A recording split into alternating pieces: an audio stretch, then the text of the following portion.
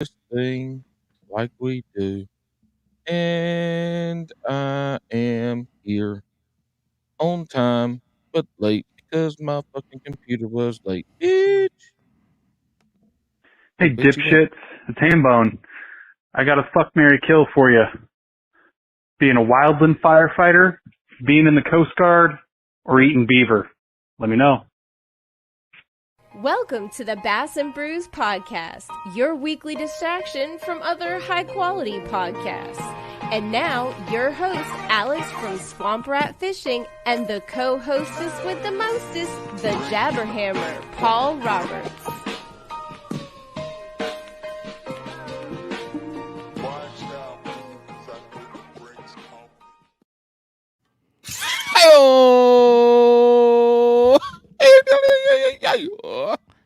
I am killing being a wildland firefighter. I'm fucking the Coast Guard. Hell yeah. And I'm marrying beaver. I'm marrying beaver. I'm fucking a coastie, and I'm killing a firefighter because they're probably. You know what? You're an asshole for that. You're an asshole for that. I put you ahead. You know, y'all are protecting our coast, but we're protecting our resources and lives. Well, one and lives. Neither of us do it wildland anymore, fire. So it doesn't really matter. You know what I mean? Our guests took time out of their day to call that stupid ass phone number and leave a message, so we should be able to give them the answers that we feel closest to our hearts for. And yo ass, I'm over here dilly daddling around singing my tunes, and you went live. You know what? I don't even care anymore. That'd be nice in the beginning. Listen, we do have a guest today. That wasn't who left hold the up. voicemail. Yep. For everybody that's listening and not watching, I'm wearing my Serious Angler hat tonight. He means business. Because I am fucking wrecking Alex's world tonight is what I'm doing. He says that every week. And no, I never say that. I just do it. But tonight, I'm saying it. All right, so we do have a guest tonight. That's going to be SD, the Ned Master. He's running a little bit late, so we're going to start without him. Whoa, easy now. Easy. Yeah. Hold up, Alex. Do not throw our guest under the bus. I didn't. Like that. No. I mean, we knew he was going to be late. You said he's running late. That's not how you say it. It makes it sound like You're that right. He said, I'm going to be here at 7:45, and I'm not. But what he meant to say was, I can't be here at 7:45, but I'm going to be here when I can be here. Because if you ain't here, you ain't there either. Thanks for that. So you get me and Paul for a little bit, and then we'll bring SP Paul and I. Paul and I. You're right. Jesus, I already can't take you 3 minutes in. Look, why does it look like you have one of those really big hats on your head right now? You know the big hats that the MLB outlawed at the beginning of the season that players were wearing because New Era got their panties in a wad. Like a sombrero? I mean, you might as well have a 5-gallon bucket on your damn head because it looks like you look like Beetlejuice when his head got shrunk, and then you throw a regular size hat on top of it. No, I don't know. Yeah, I mean, I got a haircut. Maybe that's it. Maybe it looks bigger because the hair's cut. You know what I mean? I don't know. But we can't even see your hair because it's covered up by this gigantic 6 cents hat that you're wearing. Yeah, I don't know. How have you been, Paul? And I'm not even going to do the thing. No. We actually give a fuck this week because we have time to kill before SP gets on. Are you happy that it's fall? I am so fucking happy that it's fall. I haven't gone out fishing yet because whatever that is. It is not 900 bazillion degrees in New Jersey anymore. It's fucking wonderful. So happy. Well, I mean, you're talking about it's not 900 billion degrees in Jersey. Like, go to hell because you ain't dealing with no southern weather.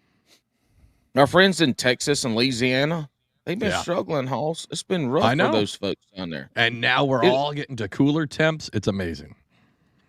I know they're at 95 degrees in Texas right now, so it's just great. It's better than 115. Actually, I don't know the temperature there, but we're in the low to mid 80s here in North Carolina, and I will have to say, I'm probably taking my shirt off tonight. One of those episodes I see. Is it that hot in the garage? Like, it's cold in the basement right now. It is fucking glorious. I don't even have my hurricane fan rolling. I just got the ceiling fan because it's deliciously cool. Perfect. And with Hey, that tell me cooler this. weather comes with better fishing, right? But I have a Well, question for you. Like you guys should be wrapping up your tournaments here. So what are you going to do? kind of. We've got 3 tournaments left that I qualified to fish for. Well, 2 I qualified to fish for. 1 we got coming up that I can't fish for. We got 2. So we got 1 I can't fish. It's this weekend. I got a wedding to go to. I can't fish it. That's with CKA. And that's their last regular season tournament. And then we got the Battle of the Border, which is all the North Carolina clubs versus some of the Virginia clubs.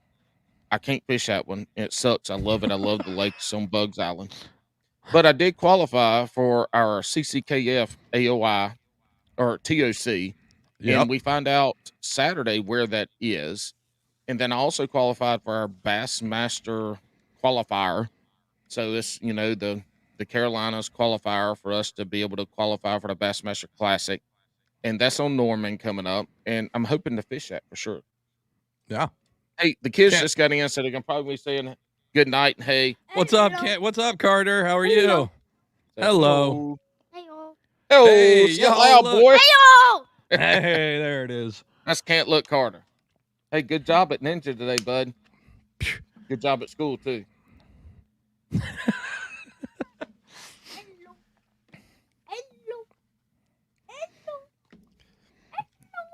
So the only reason I bring it up, Paul, is I know that you hate fun fishing. So what? You're only going to fish 2 more times this year? So in the kayak scene, the tournaments will be ending, but we do start back up. Hopefully, we'll have some January tournaments, so it won't be long. Because these will go through. God, excuse me for my science. The ragweed, aka pigweed, down. Yeah, that was fucking gross, dude. Yeah, everybody in headphones. Jesus, sorry. You know what? Nobody asked you, but yeah. So we'll have a short time frame, but at minimum February, I'll have some tournaments coming up. But I'm hoping to hop in a couple team bass boat tournaments with some of the guys that I know. Some what? What kind of bass boats? Team. Okay. I couldn't. Does I couldn't teen understand. have an A or 2 E's? Teen has 2 E's. Does team have an E, A, or 2 E's? An E and an A. Okay. Yeah, team. Well, if you listen to what the fuck I said earlier, I said team, not team, because there's a difference in how I say it. Okay. You fucking grumpy boy today. Well, you know what? We're going to see how you are after you drink the rest of that damn liquor tonight. You probably can't even say team. Team. It's been a long week. I needed it. Hey, it's been a long week down here too, Bo. I'll tell you what, I'm going to try to go fishing Saturday morning. I got a wedding to go to Saturday night.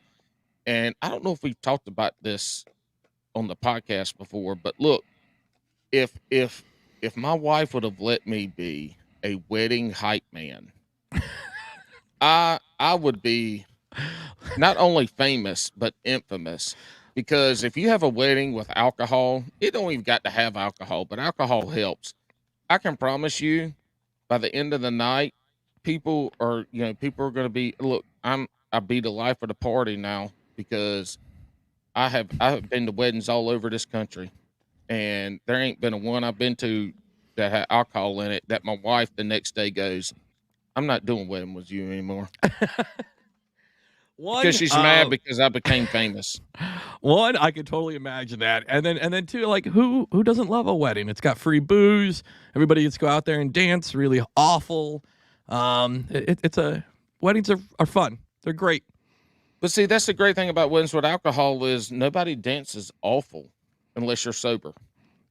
Yeah, right. That's I mean, but here's the other thing about weddings. This is what I'm going to tell you about weddings now. Is if you can't have a good time at a wedding,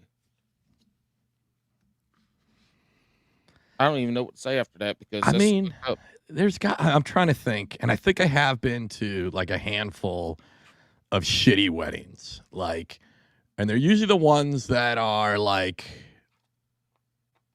ultra religious. Hey, you know the only wedding I've ever had a shitty time on, besides the ones without alcohol. It's not to say I had a shitty time at them, but I couldn't. You know, you ever get them envelopes in the mail, and you can tell that they didn't lick it good, and so it's open. It's Yep. right. It's open. Like that's what a wedding without alcohol is like. It's like an envelope that didn't get licked good. Yeah. I'll tell you, the only the most unfun wedding I've ever been to was mine. Oh, I had a blast at mine. Why didn't you have a blast at yours? Well, there's a lot of reasons. Some family, Okay. the venue, we booked our wedding like a year in advance, and we show up, and Sarah and I would do the ceremony, we all take pictures. We show up, and there's a fucking high school prom at our That's perfect. unbeknownst to us. So we roll up, and there's like high school kids getting it like, and they're coming in. We come to find out that guests of ours were being stopped and carted, and like these motherfuckers are old, and and and the lady, nobody told us this shit. And then we had these high school kids trying to come up in our wedding, and luckily our friends were super drunk and we're catching them at the elevator, and they were pushing them back on the elevator and then getting on with them and going back down to the bottom floor and talking shit to them the whole time. So it was a nightmare. But no, our wedding was great. It was a good time. Yeah. But I was it just wasn't the same. I couldn't let loose. Yeah. I don't know. It was a good time. It was a good time. Just wasn't a great time. But I did get married. Sarah said yes. And then we went to St. Lucia the next day. And you went for the next day leave? Well, yeah, we weren't poor like you. Damn. No, we waited 2 days so we could like not be hungover, be able to cash all those wedding gift checks. You know what I mean? To take with us. Yeah, we weren't hungover. We barely even drank at ours. I mean, matter of fact, I had to take out like 119 bobby pins out of my wife's hair. Oh, that's the worst. Before right? we got to consummate the wedding that night. It was a wondrous. It was probably the most unwondrous sex I've ever had. But we made it happen. We did what we needed to do to become officially married in the eyes of people. I'm glad I'm not the only one, because at the end of the night, we had it in Amanda's parents' backyard. It was a good time. We ran out of liquor partway through the instead of doing like a cocktail hour, we did like 2.5 hours of a cocktail hour. So we ran out of booze. Everybody was just hammered.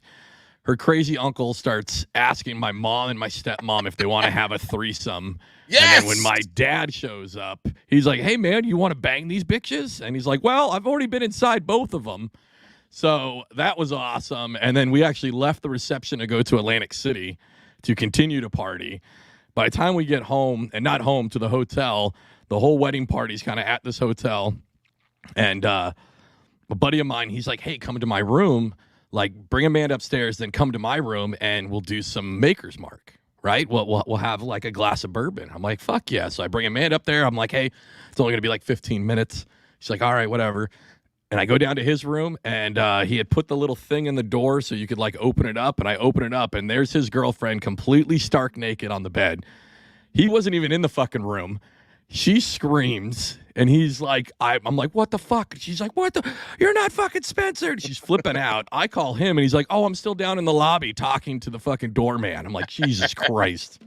Ours was pretty awesome. We were at a venue, a hotel venue, wedding venue, and prom venue, obviously. And fucking prom venue, motherfuckers. So we told them we had liquor, beer, and wine, right? Mm-hmm. And we told them no shots. Well, when we do all of our stuff, and we get there, they bring us down to the bottom before they bring us up on the elevator and introduce us and stuff. So we get down there, we eat a little bit, we have a little bit of champagne or some, I don't know, whatever. We get up on the elevator, we walk out the elevator, and our wedding party is at the bar. And as we come out of the elevator, they're doing shots, and Sarah's like, what the fuck? Oh, yeah, I know. And Sarah's they are pissed. hammered. I can already tell Sarah's pissed. I've never met that lady. She wasn't pissed. But she was like, No shot. But anyway, that went over. But wedding party's already hammered because they're the ones over there like throwing out $100 bills to get shot. I love it. So we get up. They had to increase our liquor bill 3 times. They had to go to her dad and be like, "Hey, just want to let you know that this and that." We're gonna need a little bit more. We had to increase it 3 times. It was a good time. We this was back in the day too. So this would have been 2008. So we were still youngins, and our wedding party was still youngins. Yep. Yeah. It was a good time. It was a good time for that aspect of it. And I don't ever want to do it again. I'd never get married again for a million years. Not with a wedding. That shit. No. It's too stressful, man.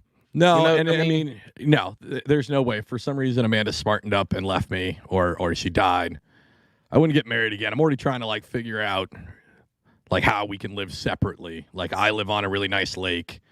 She stays in Jersey. I just live in a trailer on a lake. I fish all day. We meet up once a quarter, halfway, in between us to smash for a weekend, and then go separate ways for another 3 months. This is obviously after the kids are out of the house. Sounds terrible, but speaking of living on a van down by the river or the lake, is another wonderful one for the headphone users. We have to congratulate our parent podcast, Jugs and Bugs, aka Jigs and Bigs. They nailed 100K this week. That's awesome. Yeah, 100K. Props to them. 100K. Props to them. That's awesome. So the next part of why I'm announcing that is fuck the van. You just need to go buy your 4Runner, get Bobby roast beef to trick it out. Right. And there you go. You don't even need the van. That's perfect. Well, it wasn't going to be a van. It was going to be like a trailer. But yeah, same thing. Yeah. Look, being from South Carolina and MacB, you don't want a trailer. Them bitches burn down fast, and you smoke cigarettes. That's true. And so, you drink liquor and you smoke cigarettes, and if you're in a trailer for boom boom time. Yep. That's a recipe. Yep. That's a recipe for a bonfire that you didn't want to be at. Gotcha. But that's awesome for Jigs and Bigs. I think that's, for people, I don't want to dive too much into it, but doing the podcast thing every single week is not easy. It's fun as fuck. Don't get me wrong. We wouldn't do this if it wasn't fun. But it's not easy. And they've been around about a year longer than we have. And to get that many listens, that's fucking awesome. That means 100,000 listens of them talking shit. Yeah, exactly. It's awesome. And like I announced, what was that last week? We just hit over 57,000, and that's it's just fucking cool as shit. It's cool as shit to see good people and good shows doing well. And it's awesome to see podcasts that we're associated with. Having both of us have been on that podcast, they've been on ours, and to see these podcasts that. The podcasters we've had on ours, the ones that have allowed us for some unknown reason, have invited us Alex Rudd's individually. Not doing that again. Alex Rudd's not doing that again. Not individually, after your fucking KY and question. Together, just to be able to watch these people that are podcasting that we've been associated with. Not that we've helped them at all, but to have been a part and to get to see them grow. And back and forth, we talk with Drew. I was about to say Paddler's Playbook all the time. He even texted me this morning and was like, "What the fuck is up with Spotify?" Because I guess Spotify was down this morning for everybody. But yeah, sorry. Go ahead. But OneCast, Jigs and Bigs, all these podcasts, Serious Angler, beers, on your hat, Serious Angler, all this shit that we've been able to make these connections with. And all of these podcasts we've been on have helped us grow. Mm-hmm. And it's amazing and it's awesome to be able to get kind of our little niche that we're in with these podcasts. It's really awesome to see that because, look, podcasting, this shit seems easy. And I'll be honest with you right now. Alex and I make this shit as easy as possible. We don't edit a fucking thing on these podcasts, right? Yeah. We record this podcast and then sometime between now and next Thursday, Alex posts it, and then it comes out on Friday morning at 5 a.m. Thank God he's back. It doesn't come out at 2 p.m. It actually comes out at 3 a.m. for Okay, you. Mike nice. goes fishing. For Mike goes fishing because he has to get up early for work. So if anybody wants it earlier than 3 a.m., get at me. Let me know.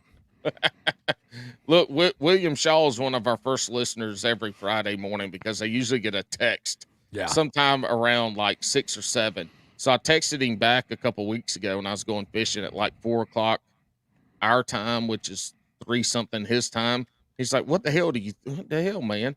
I'm like, bitch, I thought you already listened by now. But yeah, it's great to see. It's great to see podcasts grow and shit, man. You missed one. There's a little podcast that we had on, and I hear they're doing big things. It's called Bass Talk Live. So it's good to see them.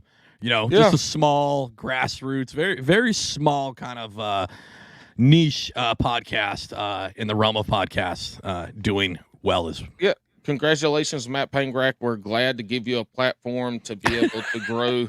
The smallest fishing. We're just joking, y'all. Bass Talk Live has been around longer than they're any like the other OG fishing podcast. Yeah, they are. Well, we could say they, but it's Matt now, so Matt. Yeah, but it was a good time. Hey, man, this is great. We've grown our podcast because of other people's podcasts, being able to get folks on that they know and being able to do stuff like that. And yeah, it's been awesome. It's been absolutely fucking awesome. My shirt's still on. I don't know why I would try to rip it off like, Stone Cold Steve Austin or whoever, Hulk Hogan. Stone Cold didn't rip off his shirt. Yeah. Hulk Hogan, he's an asshole. Fuck that guy, man. Anyway. You know what I need to do? I need to get Drew from Paddler's Playbook. If you guys don't know, is super into professional wrestling. And that's like my guilty pleasure. Yes. It's not pro wrestling. He's into the wrestling where they go to wrestling competitions locally where the fry cook from their local seafood restaurant or Flanagan's or, somebody like that showing up in their fry gear and they take it off and they're already lathered up in oil. They didn't have to put that shit on. They just, put on their onesie or their tutu and they go wrestling and they're already oiled up. Dude, WrestleMania, like me and him were just texting back and forth. So WrestleMania. I want to see if I can get him. This man said WrestleMania. No, I want to get him up here. The name, Russell Snyder's Mania. It's wrestle. It's WRA. RA? What's a RA? What's a RA? It's a RA. What's a RA? CDEFG. Aura HIJK element of P QRSTUV W, which W should be after C anyway. That bitch don't start with no W, it starts with a D. Didn't we talk about that last week? Yeah, last episode. Pretty sure we did. We did. XYZ. But yeah, I would like to have a fishing or a wrestling centric episode with him that we simulcast on our show and his show to see how few views we can get. Yeah, that's not happening. He already tried to do a dual podcast. He did. When you weren't there and I was here. And not only did it not turn into a dual podcast, but the parts of the podcast they put in there were like 15 disclaimers of this is not safe for work. The views and the things said are not the views of Paddler's Playbook. Dude, y'all would have to go. I don't remember that episode, but if you go back and listen to it. What's funny? They made a bunch of announcements about, hey guys, this is Paddler's Playbook, but just maybe. Thank you for the reminder because I totally forgot. I had him send me that audio clip, and I need to use it because it's fucking hilarious, and I love that we get to be that show. You know what I mean? Look who showed up late. Hey, what's up, buddy? Oh my God, this man also has a Beetlejuice head with a very large hat on there. Hey, Ned Master, he's already fucking on one tonight. Just a full disclaimer. He's real sassy. He's real jabbery. We talked about it. We said 8:15, so. Oh, no, do me a favor. Ned Master, do me a favor and turn your phone into landscape mode, Hoss. That means just turn it sideways, buddy. How the fuck is it 2023? And when I tell people to turn their phones into landscape mode, 99% of these 99% of the anglers that show up with their phones straight up and down like they're trying to record ticky tacks. Well, it's because and I say, most of our hold on, fucking guests are from don't interrupt me. And you say, hey, turn up the landscape mode, and Ned Master. Listen, I'll just mute him. Fuck him. Like, he's being fucking sassy. I don't know. Yeah, I can take it. It's all good. Ned Master looks like he's 55. So, but I'm pretty sure. Get the fuck out of here. He's in his late 20s, and he doesn't know what landscape mode is. 36 years old. 36. You should know what landscape mode is on your phone because you were 12 fuck years old. Landscape mode. Fuck you know landscape mode. Okay, well, you can't be on this podcast, but you put that bitch on landscape mode. So put landscape mode. So I'm going to do it. All right, everybody. We've got SP the Ned Master on the show. Thank you so much for coming on, bud. You've been fucking around with us for a while. We always see your comments, the likes on the TikToks. We appreciate all your support, and we finally were able to get you on the show. So welcome to Bass and Brews, man. Yeah, man. I appreciate it, man. And I know you just got I know you just got out of work as well. If you guys don't know, like, he got off of work like 15 minutes ago. So we really thank you for coming on. Hey, speaking of the guys that go wrestle in their little hometown wrestling tournaments and they're already greased up. I mean, Ned Master is a cook, so I'm assuming right now that if he took his shirt off, it would look like he's already lathered up in some baby oil, but it's cooking grease.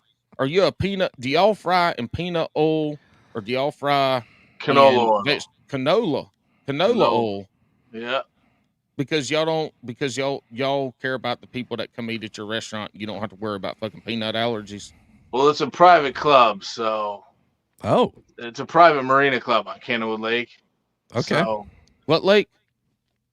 A Candlewood Lake in Connecticut. Candlewood Lake. Yeah.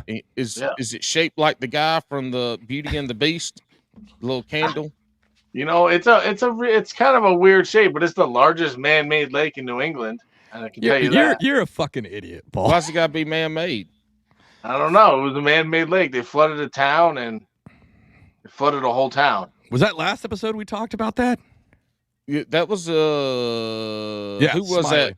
Yeah, Smiley. Yeah, it was. Yeah. That's Lake Lanier. Yeah. Yeah. Well, like after that episode, I dug around and I found that New Jersey did the same thing. Up in North Jersey, Round Valley Reservoir was the same thing. They just flooded a town. Not as bad as Lanier, where they were like... Yeah, Lanier's bad. Yeah. Well, I mean, you haven't heard it yet. Ned, actually, before we go any farther, what's your first name, man? Spencer. Spencer, perfect. Is it okay? I was about to say, we got Spencer Rattler, the starting quarterback of the University of South Carolina Gamecocks on here. Go Cox. Yeah, Gamecocks. Actually, you're way too big to be Spencer Rattler. You look more.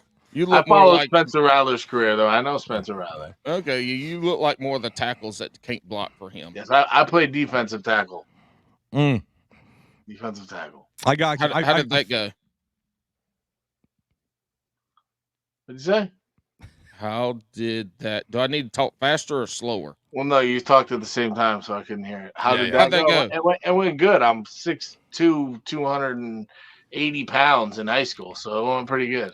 Fuck damn, bitch! I'm 10 pounds lighter than you and an inch shorter, and you were a punter. I was no tackle. You were a fucking punter. Yeah, Shut up, Paul. I wasn't 270 back then either. A little short bitch. I'm even surprised you're a football fan. I see you have the Broncos, and I know from your channel a big Broncos fan. So I just want to say thank you. Actually, because who? Because the thing is I'm a Seahawks fan, so I love Russell Wilson. Well, we're not gonna go into that field. But listen, thank you so much. Like, you're welcome. Now you're welcome. He can just leave Seattle as the GOAT for me as I watch him age horribly in Denver. Yeah. It's the best thing ever. He's got the 5th best passer rating in the NFL right now, right? It's the second week. Yeah. And we'll see. Passer rating is the stat. The offense isn't the problem there. Yeah. Passer rating is a stat that people throw out there for quarterbacks that ain't worth a shit. Well, when we're talking about Russell Wilson, the guy who gets the most harassment out of anyone in the world for doing nothing. And we have a huge listenership from the state of North Carolina, and for all of our NC State fans out there, Russell Wilson is a Wisconsin Badger. He is not an NC State Wolfpacker. Correct. Yeah, he's Wisconsin Badger. Actually, hey, I like the Broncos because you got my boy Javonte Williams, University of North Carolina Tar Heel, on the squad, and my man had a tough injury last year, but he's a baller. He came back like 4 months early. Yeah. He was not supposed to play until like end of October, beginning of November, and he's already playing. And beside the Russell Wilson thing, I am a Broncos fan because without the Broncos and Peyton Manning, we wouldn't have got our ring and we wouldn't have had that lockdown in the first quarter, so I could just drink myself into oblivion. So thank you. And then the Broncos won the year after the Seahawks choked that one. They did, yeah. Well, and they weren't supposed to win that. All the Broncos players say the Panthers should have won that game 9 out of 10 times, but they didn't. And now then we had Matt Rule that ruined. Von Miller also ended Cam Newton's career, so you can't forget that. He did. I don't know about that. His height of it. Anyways, Paul, you don't even know. You can't even spell Von Miller, bitch. Paul, give your intro speech. Right there. Give your intro speech. Hey, Stephen Paul, the Ned Master. I'm guessing Spencer. That's what SP stands for. Spencer. So we just said it like 5 minutes ago. Yeah, he did this last episode too, where he just. I'll take Stephen Paul. I'll take that. All right, I'm sorry, Master. Yeah. You got on the fucking underscores in your name for some unknown reason. Yeah. What is the journey that has brought you here today on Bass and Brews? Man, I guess it's definitely 100% is fishing. I mean, I've started fishing. What? Hold on, time out. I got to stop you right now. What are you stopping? Stop, Paul. We don't give a fuck about fishing. Shut up, Paul. Stop. No, go ahead. I'm just kidding. Continue. I mean, it's fishing, obviously, but my journey to fishing was. I mean, I grew up on Kennewood Lake, like the lake's like right there. It's not like lakefront property, but it's like. 50 yards, you got to walk a little bit to the dock. Mm-hmm. So we grew up fishing there, and I didn't have a boat buy my own boat until 15 years ago. And I had a 1989 Miracraft, and then I used that for 7-8 years, and I sold it for the same price that I bought it, $2,600. Fuck yeah, baller. Can't beat that. Yeah, baller. No shit.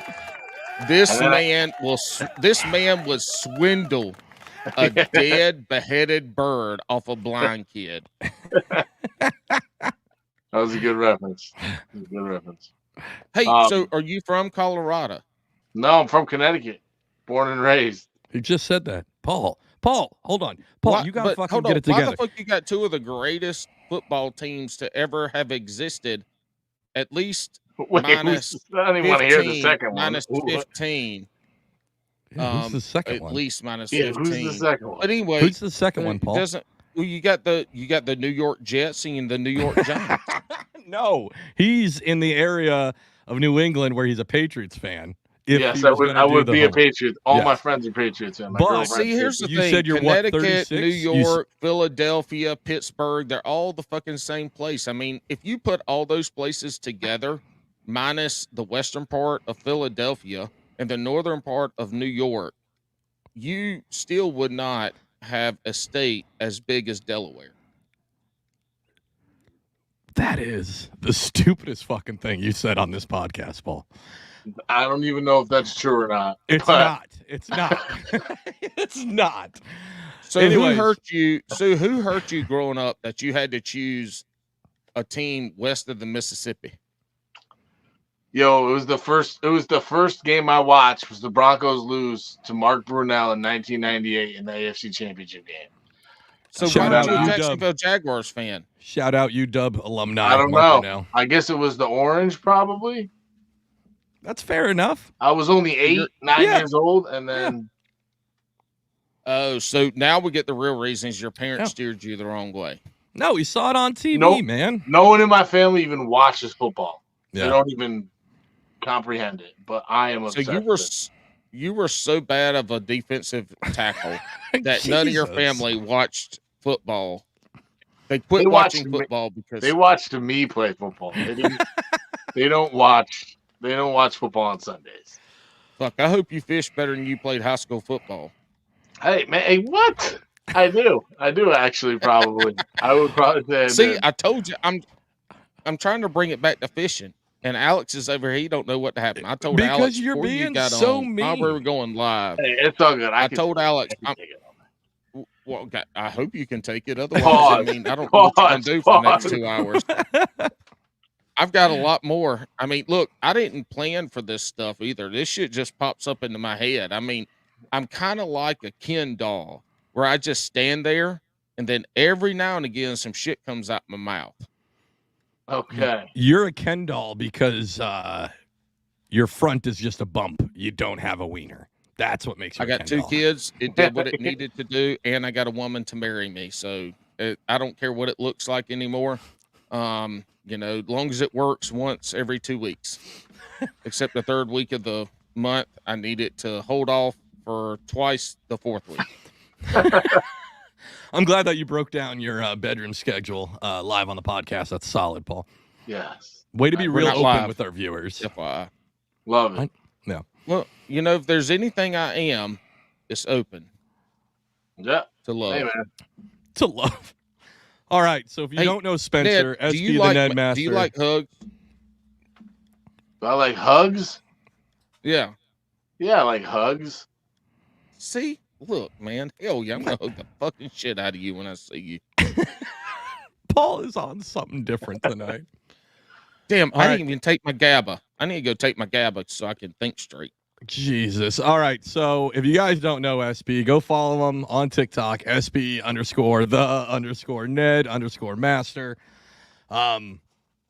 I found your content through, just randomly when we started like getting into the whole fish talk scene. Yes. I love the humor that you have on your channel, which is awesome. And you're out there repping for dudes that just want to catch a shit ton of fish because you throw, obviously in your name, you throw the Ned rig a lot. And we shit on the Ned rig, and I'll continue to shit on the Ned rig, right? But the Ned rig catches fish. Don't we? Yeah, I will. Don't we? I will. Right. No. But also another side of it is you do give a lot of personality and fucking humor into your videos, which is so nice to see people not take it so seriously. And I fucking appreciate that, man. Yes. Well, I got to hit them up so bad. Somebody scare me. Yeah, I try not to take it too seriously. Right. Well, I mean, I want to catch the fish. You can't take it too seriously for sure. I want to catch the fish, but the video part, I'll have fun with that. How long have you had that account? Like, how long have you been doing the whole TikTok thing? Probably like a year. Okay, that's probably around there. Yeah. Go ahead, Paul. I got my hand raised, so I got a question. I thought we had the Denver Broncos over your right shoulder. And on the left shoulder, I thought that was the Denver Broncos Stadium. But it is a bass with a background of the side imaging. How the fuck did you get that on a blankie? My girlfriend got it for me for Christmas. Oh, it is. It's a that's tapestry. Badass. Yeah, that's it's actually badass. A tapestry. Yeah, he's got a spinnerbait hanging out of his mouth. Yeah, rad. Look, you have fucked up because that needs to be your fiance or wife at this point. Well, she's going to be, but my brother, the little shit, fucking went and proposed to his girlfriend a year early. Oh, I thought your brother. I thought we were going a whole different way with your brother. No. I thought you were gonna be like, my brother fucked up and he hasn't filed the divorce paperwork yet from her, so we got to wait for that shit. I was about to be like, I know damn good well he ain't from Connecticut now. He's from Georgia. He's from South Connecticut. Yeah, he's from Georgia or Alabama or the Carolinas. When that story started off with you being from somewhere down here in the deep South. It could have went bad quick, yes. It went bad. It went bad, but you recovered. He proposed to his girlfriend and screwed up my timing. So I feel like if I propose before they get married, I'm just stealing their. That's their fault. That's their fault. Steal that thunder. Don't nobody care. Well, see, I'm the best man too. So I was thinking about during their speech and ruining the whole thing, just ruining the whole wedding. And actually, Spencer, for you, Spencer, because you missed the first half of the show where we didn't really talk about anything important. We did talk about weddings though. And Paul is the world famous wedding hype man. So what we'll do is we'll use all the money, all the fucking didgeridoo we get off of Bass and Brews, and we will fly him up to your brother's wedding. and Paul will make that the best wedding ever. Dude. And then you're going to swoop in and propose right before they say I do. Hey, June 4th next year, man. And June 4th. And on top of that, you can propose, and I'm an ordained minister, so I can marry you right there on the pulpit in front of them before they get married. And we'll do it all live on the podcast. Yes. In front of her whole family. She has 90 members of her family coming. That would be perfect. So So here's the deal. When Alex says that we're gonna use all the Bass and Brews money to send me there, that means that he's now gonna be in the hole another $1,000 to $2,000 to make this happen. Listen, Connecticut's not that far. I'll drive up. We'll do a live episode like right when they're starting to do the walk up the aisle. Yes. We'll instead of Here Comes the Bride, we'll just play the Bass and Brews intro music as she walks up. No, halfway down. Here comes the bride, and then you're gonna hear you're gonna hear the Bass and Brews music. Everybody's gonna be standing up looking, and I'm gonna hit and run up there and be like, "Hello!" It'd be perfect. Listen, you can beat him. You can beat him to the punch. Beat him to the punch. Does your brother listen to this podcast? No, I mean, I'm gonna tell him. I've told him about it, but he's a little pussy whipped. So he's a little bit. All right. So here's the deal. He's not gonna know anything. Only you. Yeah. He won't know shit. Your wife to be. Yep. And Alex and I are gonna know about this, and this is going to be the best wedding that has ever been wed. Yep. You might not be able to be part of your family anymore, but you will probably be TikTok famous. Yes. If that, I would definitely be disowned. At least for my brother, definitely. Oh, that's okay. Is he bigger than you? Oh no, he's half. Oh, you're fine then. You're fine then. Yeah. All right. So we're doing this wedding shirtless as well. Yes. Oh, I'm down for shirtless, oiled up. Oh hell yeah. Up. Whatever we got to do. I'll put some ice cubes on my nipples. They'll be all big and luscious. What? It's going to be wonderful. Stop, Paul. That's too weird. But your fiance to be, how would she be about this plan? Would she be for it? Oh, she would definitely not be for that. That's even better. So you can get married and be kicked out of your family and out of your wife's life at the same time, but still be married. It would end up like me going out there and her just not showing up, so me just being looking like an idiot. Well, I mean, you could do all of it, and then I have a friend who's actually a lawyer, so not only can we ruin somebody's wedding, we can get you married, but then divorce directly afterwards, so you can just go full circle all at once. Yeah, we can sign all the paperwork right then and there and go about it. Hey, you know what? I think you proposed this. First, you got to propose. Well, no, you're going to propose at the wedding and then get married at the reception. Later. At the reception. What's your wife's name? Paige. So you got to let Hillary know beforehand. Yeah. So that Stephen and Hillary can get married. And she knows the plan. Stephen now. I like Stephen now. It was Stephen, Paul, now it's Stephen. So why did you start fishing the Ned rig? Honestly, all I fished was a tube. You know those little what's it? This is just a pumpkin seed. It's like brown with the black flake in it. Yep. And that's all I fished forever. And then the Ned rig started. I started hearing about it, gave it a shot, and then it was just. Are you a traditional Ned rig guy like Z-Man? Or are you using some of the other baits that are out there? I try and use like some stuff from like Tactical Fishing, J Bros. Like I'll try and use some other stuff too, but it's so hard to compete with that Elastec. Yeah, it's just so hard to compete with it. Like I know for those of us that really can't stretch our shit out really far, it is really hard to compete with Elastec. Hey, I have a question, all right? Because I got a problem with some Ned rig baits coming out on the market now. Because the Ned rig was a turd, the TRD. Yep. Pretty much if you took a bait with appendages and shit and you pulled all that shit off, you had just a little short stick of rubber, plastic, whatever it may be. And that's what Ned, who started the Ned rig, fish with. But now we got Ned rigs with appendages and Ned rigs with claws and Ned rigs with skirts and Ned rigs with all this shit. at this point in time, they ain't a fucking Ned rig anymore. Correct. I mean, a Ned rig is meant to be lightweight Ned head with a turd, and he fished it in like 30 foot of water to catch suspending fish to catch it on the fall. Yeah. Have you teetered off of don't raise your eyes like me at that, like me, to not know what the fuck I'm talking. You got to follow now. I talk a lot. I have never, I've caught it like on, like when it hits the ground, but I've never tried to fish a Ned rig for suspended fish before. Well, you're in Connecticut. You're fishing like 6 foot of water that probably is coming out the shit tanks. No, it gets really deep.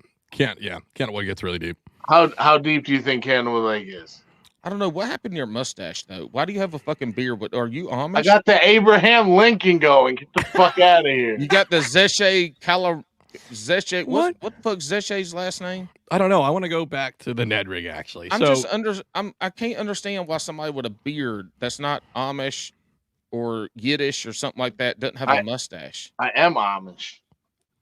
Well, I mean, you're not, because you're on the internet right now. So at least if you are Amish, you're one of the rich ones. You're really bad you're at decision being maker. Amish. All right. So the Ned rig, you said you never caught him suspended. So are you doing the whole let that bitch sit at the bottom and kind of hop along dead stick, or do you swim that thing through the middle? No, I will just throw it at an area, let it sit for 10 seconds, reel it in, throw it at a different area. Okay. So you're fishing a shaky head. You're fishing like that. I'm not sitting there dragging it as slow as I possibly. So SP _the_ shaky head master _ master. Except it's with a Ned head and a Ned rig. Yeah. That would be the second longest name behind swamp rat fishing. Fuck off. Anyways, I mean, just don't say the underscores. It's not that serious. He's a boomer. If you don't say it, then people can't find it. Well, if you type in SP the Ned Master, me telling you those guys to fuck off will probably come up.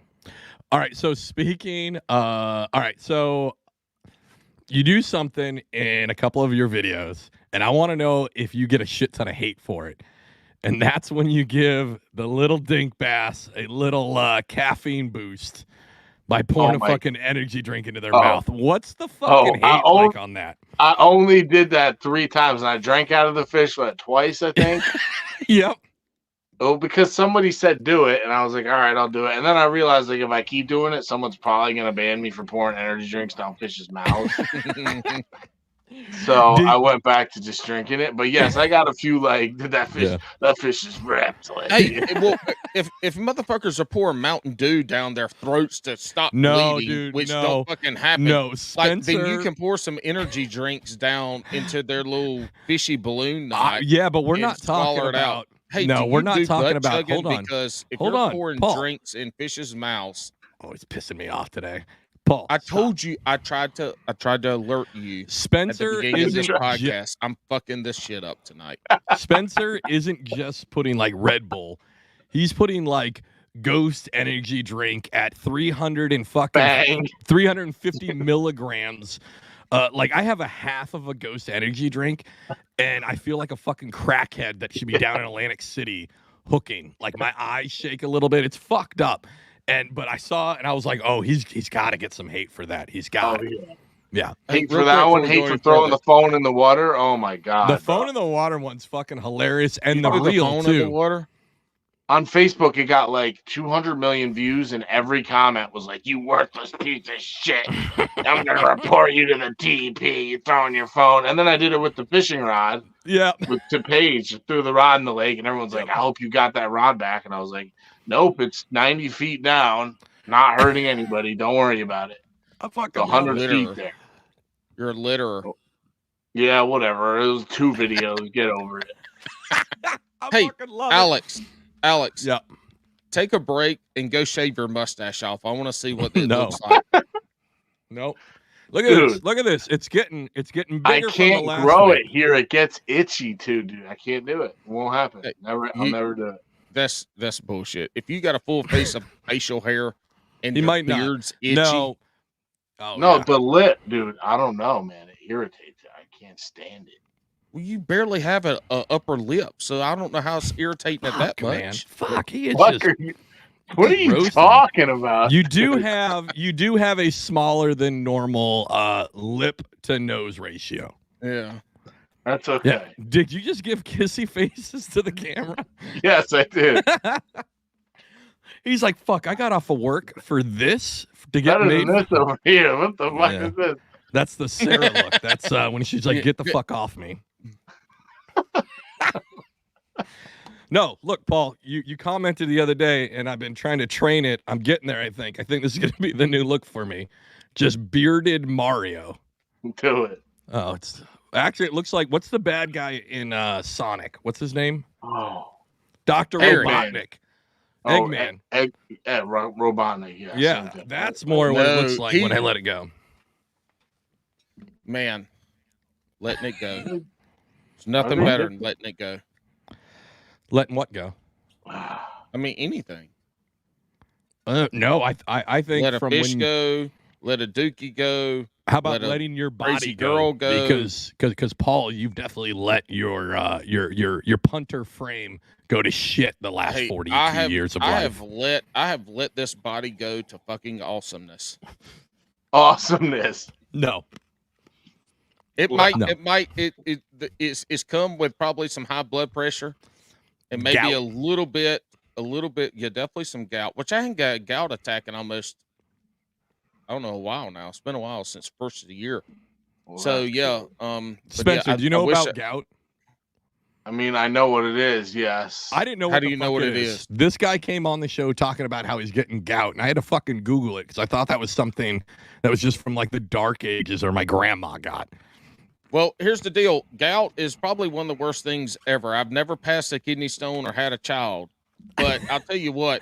There's also like cancer, AIDS. When your big toe hurts really bad to the point that when you put your sock on your foot, it hurts the sock just raking over your skin. And it feels like somebody has taken your nuts and they're pulling them as far as they can pull them.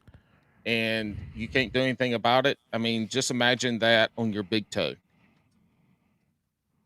Hey, what kind of boat do you fish out of now? The Ned Whisperer. Oh, Ned Whisperer. 2021 Bass Tracker Pro 170. Fuck yeah, dude. My man is raking the money in on social media. Oh no, I'm not. It was either buy a car, right? Yeah. Buy a piece of shit car, and like a $20,000 bass tracker. Yeah. Or buy a nice car and stick with the old boat. So I bought the new boat and bought a 2000 Jeep with a trailer hitch. Oh my God, you got the best of both worlds. You can tow it, you can pull it off the ramp. I mean, that's isn't that a problem in Connecticut where people have these really nice boats and they show up with like a Camry, Toyota Camry, and when they try to pull the boat out, it's like and the fish tailing up the ramp. Hey, sorry. And showing up in a U-Haul. Oh yeah, that's a good move, right? Like, hey, my piece of shit Camry isn't gonna pull my boat. I'm just gonna get a U-Haul. Yeah, like that. That's the pro move. Yes. Listen, Paul's not here. He's got a tinkle. I'm sorry. He's being real mean. He's being real. Oh, you're good, man. I'm good, man. I'm just joking. You work in a kitchen. I'm sure you've heard fucking worse. So. Yes, I hear worse. I mean, I say worse to myself every day. So. All right, totally again off topic. Do you watch that show, The Bear? Oh my God, did I watch it? Are you tired of hearing it? In 2 days. Oh, really? So you like it? Is it pretty realistic? Absolutely absolutely love it. Probably one of my favorite shows that have come out in the past like 3 years. Yeah, because I love it. When I was deployed, that show came out and I couldn't watch it because it was so fucking stressful. Mind you, I'm on a boat in the middle of the goddamn ocean, and I watched like 2 episodes of these people trying to cook food and get it out, and I was like, fuck that stress. I can't fucking do it. I'm done. And I fucking swore it off, and I just finished season 2. Holy shit, it's fucking amazing. It's good. Talking about The Bear? Yeah, The Bear? We are. Yeah. Hey, Stefan, if you could go on a camp and cook weekend with Anthony Bourdain or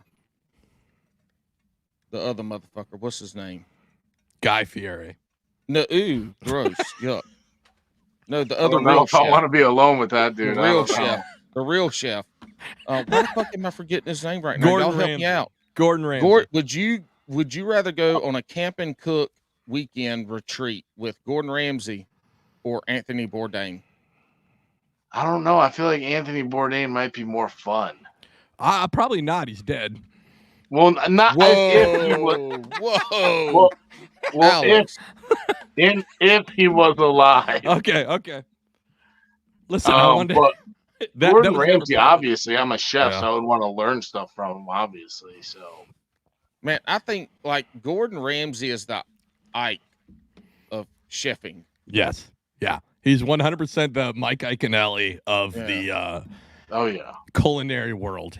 You know what I mean? A personality that you love to hate, but you can't hate. You know what? I want to see that as a show. I want to see Mike Iaconelli and Gordon Ramsay, right? Yes. I want to see them go out to different like freshwater or even some saltwater spots, right?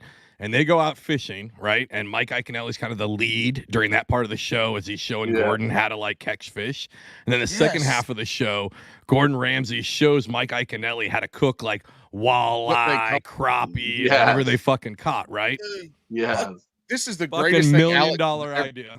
That would be Brian an amazing show. Brian the Carpenter, if you're listening to this, you need to make this happen. Gordon Ramsay, Mike Iaconelli, go fish and cook.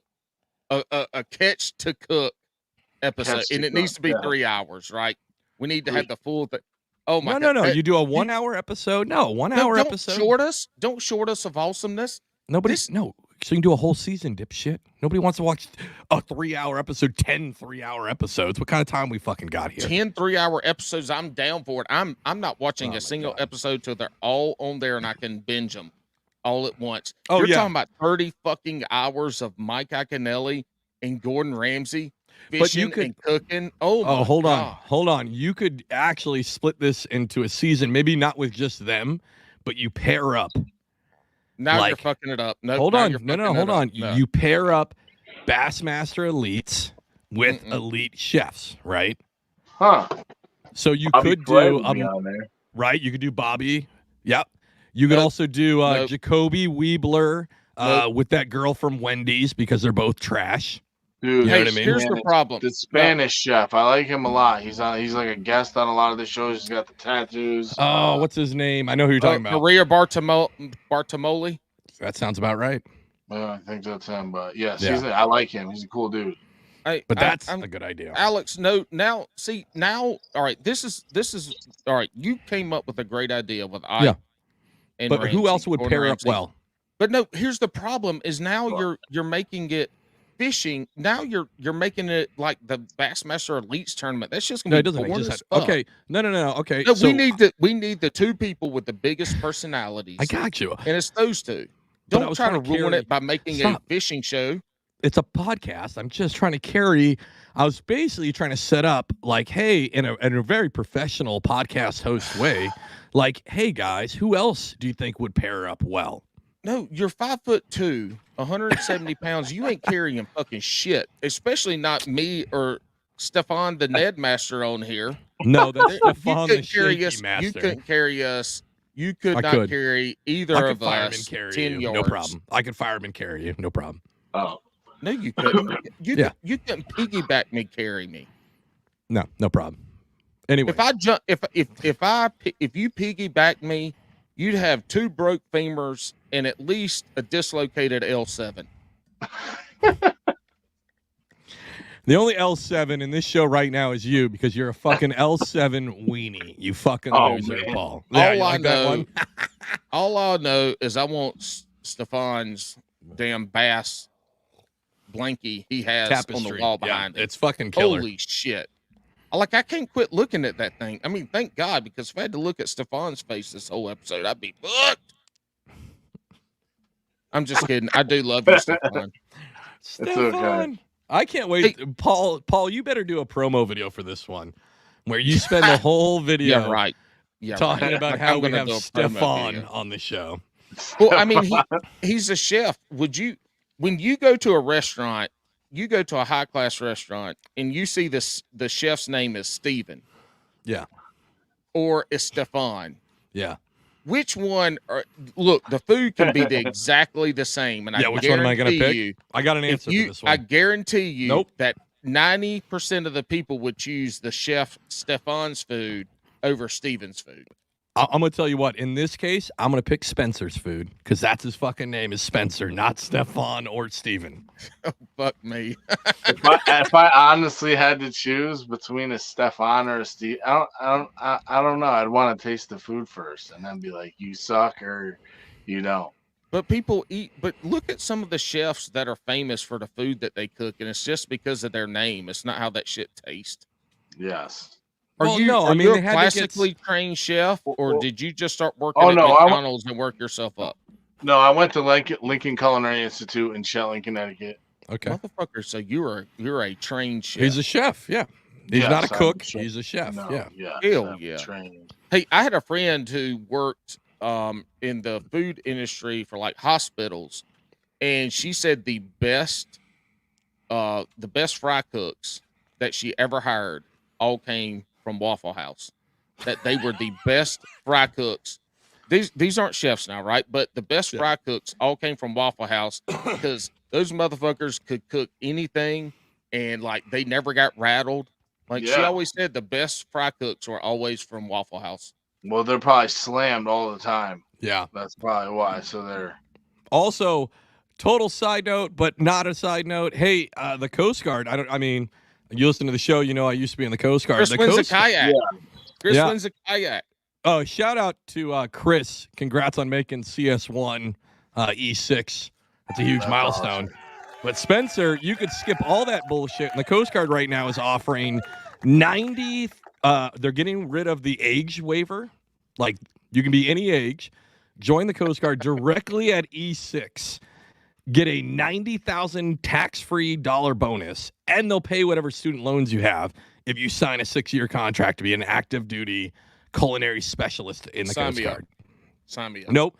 You have to have a culinary school under your belt. So you might want to check it out. Do I have to go to boot camp or anything for this? Yeah, you get to come to the... Oh, boy. No, it's okay. Hold up, Stephen. It's Coast Guard boot camp. It's like a day and a half. Nope. It's a day and a half of fuck you off. Just standing. It's the second hardest boot camp, but it's in the great state of New Jersey in Cape May. I can come down and visit you and make you do push-ups, right? I'll be at your graduation. The bad part is you're instantly going to go on a big fucking boat and be gone 410 days a year. Is it 410? No, because that's over a year. Excuse me, sir. Yeah. 410 days a year is like, it's over not a year. Quite a year. But it's 90K. 90K, and they got rid of the age requirement altogether. My wife was like, hey, maybe I'll do it. And I was like, babe, you burn fucking pasta. There's no fucking way you're going to be a fucking... That's a long time to be away for... Yeah. I know 410 days a year is a fucking long year. I meant 200. I meant 210 days. Here's the deal. Okay. This man has a GED. I'm no fishing, just on a boat. Bitch, you're on a boat. You get to fish every day. And depending where you're at, you get to fish off the boat. But you'll be too busy cooking food for the crew. But you have to fish off the boat to catch the food to feed the crew. But it's also only 6 years. They would pay off all of your student loan debt if you have any. What about my credit card? What about credit card? Nope, not credit card, but they'll give you 90. No, hold on. They're going to give you 90K tax-free. Mind you, also, you're going to become an E6 right away. So that takes in around $80,000 to $82,000 a year after taxes. So you're going to get paid that on top of all the other stuff. You're also going to get a crippling addiction to caffeine, nicotine, and alcohol, either all of the above or at least two of those. I already have an addiction to nicotine, and my fat ass can't even do a pull-up. So good luck going through boot camp. But you're a chef. You don't have to do any pull-ups. All you got to do is flip some knives, a spatula or two. No, you got to get through boot camp. Yeah, I have to make it through. Don't you have to run a mile in a certain amount of time, bro? I walked a mile. No, you got to do a mile and a half, and then you got to do push-ups, sit-ups, and then you got to do a swim. And you have to do a treading water. What's that? I'm not 20 anymore, dude. It depends. If I was 20 years old. It depends on your age, Paul. It's like 13 minutes, I think. I could do that shit backwards. You probably could. Hey, here's the deal, though. You say if I was 20 years old, you're only as old as you think you are. Oh, shut up, Paul. That's the stupidest saying ever. Oh man. Oh, I don't know. The pain in my back and my knees tells me otherwise. So. No. Here's the best thing about all of this. That pain in your back and your knees, here's what the Coast Guard, when you get on the boat, is going to do to that. It's going to fucking accelerate that till you basically age an additional 15 years in the 6 that you're going to be in. Here's the thing. If you're already fucked up, physically, though. It doesn't sound like it's worth the money almost. It's fucking not. This is not. No, it is. It is. It's even better. See, now you're getting $90K. You're getting all your student loans paid off. And after 6 you're making years, $80K your medical, hold on. VA. Now your medical's free. So if you're fucked up now, just think 6 years from now, all the medical bills you're going to have, that's just paid for, Hoss. Yes, I know. That's the one thing I wish I did was do a state job or something like that for 10 years so I got good insurance. Yeah. That's the one thing I regret. I'm giving you an option. Also, right now. If this happens, I get a healthy sum of money too for recruiting you. So let's just make sure that this happens. Yeah. No, it's I wouldn't count on that one going. No, it's a new thing in the Coast Guard. It's really funny. They're hurting specifically for cooks so bad. From what I'm hearing from my friends that are still in, they're like getting rid of the cooks on land to make them get underway because they can't get enough cooks on boats. And mind you, it's the easiest job underway. You gotta eat. But they don't have to do anything else. So all the cooks have to do is cook, basically, right? And these motherfuckers, at one point in my career, and this is a flashback to the Chris Wins a Kayak episode, because he's in the Coast Guard and he's a cook in the Coast Guard, or a CS, a culinary specialist, right? And I ranted about this, but I had some fucking kid right out of school. He'd only been in the Coast Guard fucking 3 months total. And he hands me my food through the line. We're like chasing drug runners all fucking day. Or all night, actually. And it's dinner time. I get the food. I cut into my chicken breast, and this motherfucker was clucking. It was so fucking raw. Oh, God. And I bring it up to him, and I go, yo, man, this thing's raw. And he looks at it, and he goes, no, that's just rare. And I said, motherfucker, that's not a thing. And he looks me dead in the eyes, and he goes, one of us went to culinary school. The other one didn't. And I was like, are you fucking kidding me? And I'm try to stay pretty level-headed, and I fucking chucked that fucking tray at his goddamn head behind the fucking service line. I was so fucking pissed. I fucking did. No, because the CS chief, well, back then they were called FSs, Food Substance Specialists. They tried to upgrade the name to Culinary Specialists. Nothing culinary about what they do, though. Church it up. Yeah, hey, yeah. What's your dish? Like, what's the thing you go to? Like, if people chicken marsala. Chicken marsala. Oh, my man. That's delicious. Yes. Chicken. That's probably what I make the most of those at the club. And is that your dish because you make the most of it? Or is that like somebody trained you to cook it? Or is it your favorite dish? Well, like, I did learn it. Marsala.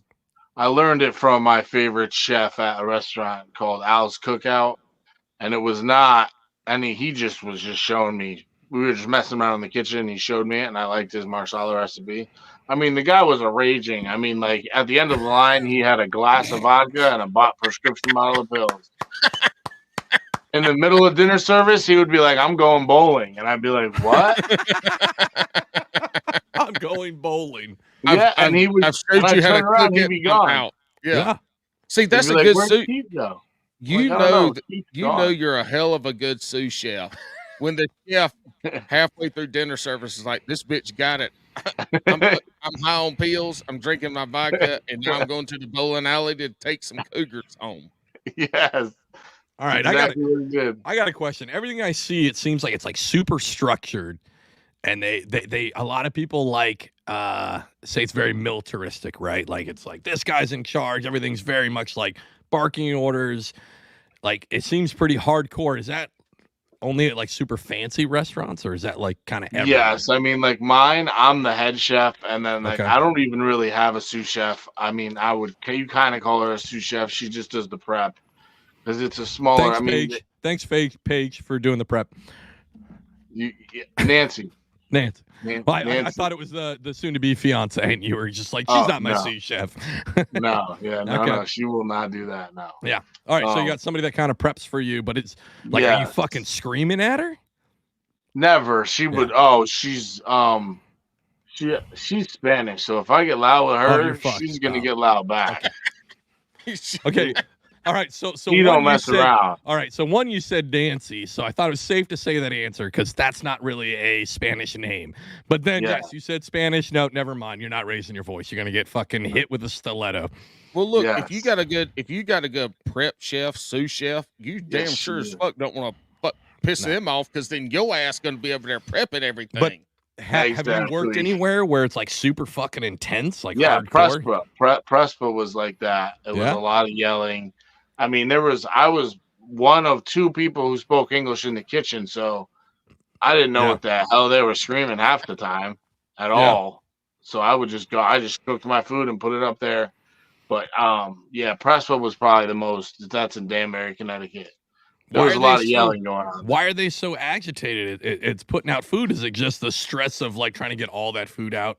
Yes, it's definitely just the stress. And then when one thing happens, it snowballs. Oh, okay. One thing, and then you get behind, and then you're like, "Oh, now I'm behind because you fucked me over." Now, and then you want to throw that person through a wall, and you throw a pan, and like I have some pretty good ones where I throw the full. Like the waitress will come back and say, "Oh, I wanted Cajun instead of regular," so I'll take the regular piece of salmon and just smash it on the wall. And just throw a new piece of salmon on the grill. Why wouldn't you eat it though? It's delicious. Because I'm so angry at that mere point in time. I would angry eat the fuck out of that salmon. I have friends that are chefs and cooks, and because there is a difference, I would think, right? But I would say 90% of the time. So what you look at on TV, it's a very graceful. It's an art to like make a fucking meal for somebody, right? But also, when I talk to them, they are fucking degenerates that have anger problems, and there's nothing calming and relaxing about them destroying shit around them because, the salmon was butter garlic instead of Cajun. And I'm like, man, I don't ever want to go back there. I feel like I don't ever want to see back there. Yeah. Yes, and the worst part about it is all the waitresses are usually... Because it's like we're open in the summer months, so they usually hire like kids from college, so they're younger than me, and they're usually female, so they're scared to talk to me already because I'm already pissed. Yeah.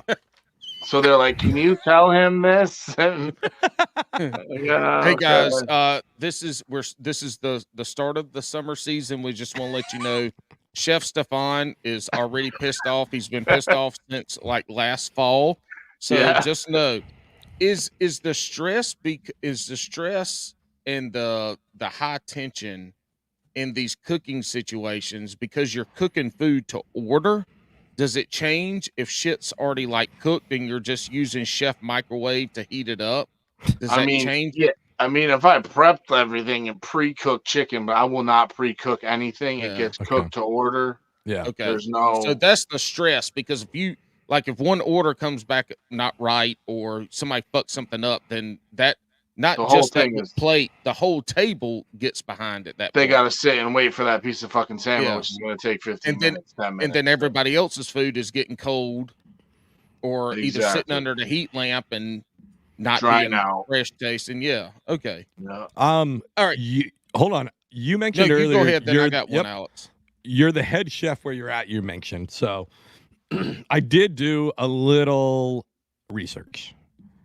Are you sure you want to say that you're the head chef and you don't want to give that credit to anybody else? Because I'm just giving you a shot because through my research, I saw that you actually have a rat underneath your hat that guides you through making these meals. Are you sure you don't want to give him the credit? Oh, my God. I was like, what are you talking about? No, there's no. You got a Chef Ratatouille?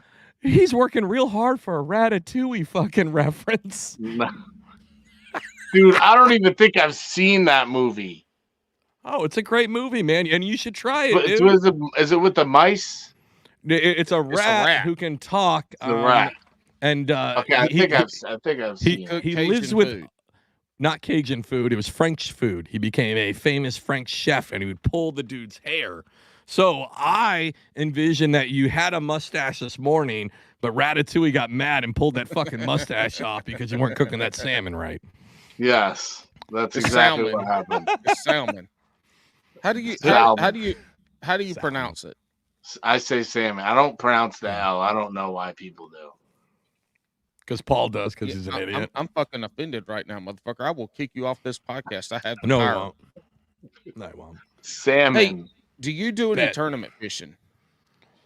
I did with a buddy, Scott. He has a bass tracker. It's like a lot more horsepower than mine. And we did a couple back in the day. He unfortunately moved to Virginia. He moved to Richmond, Virginia.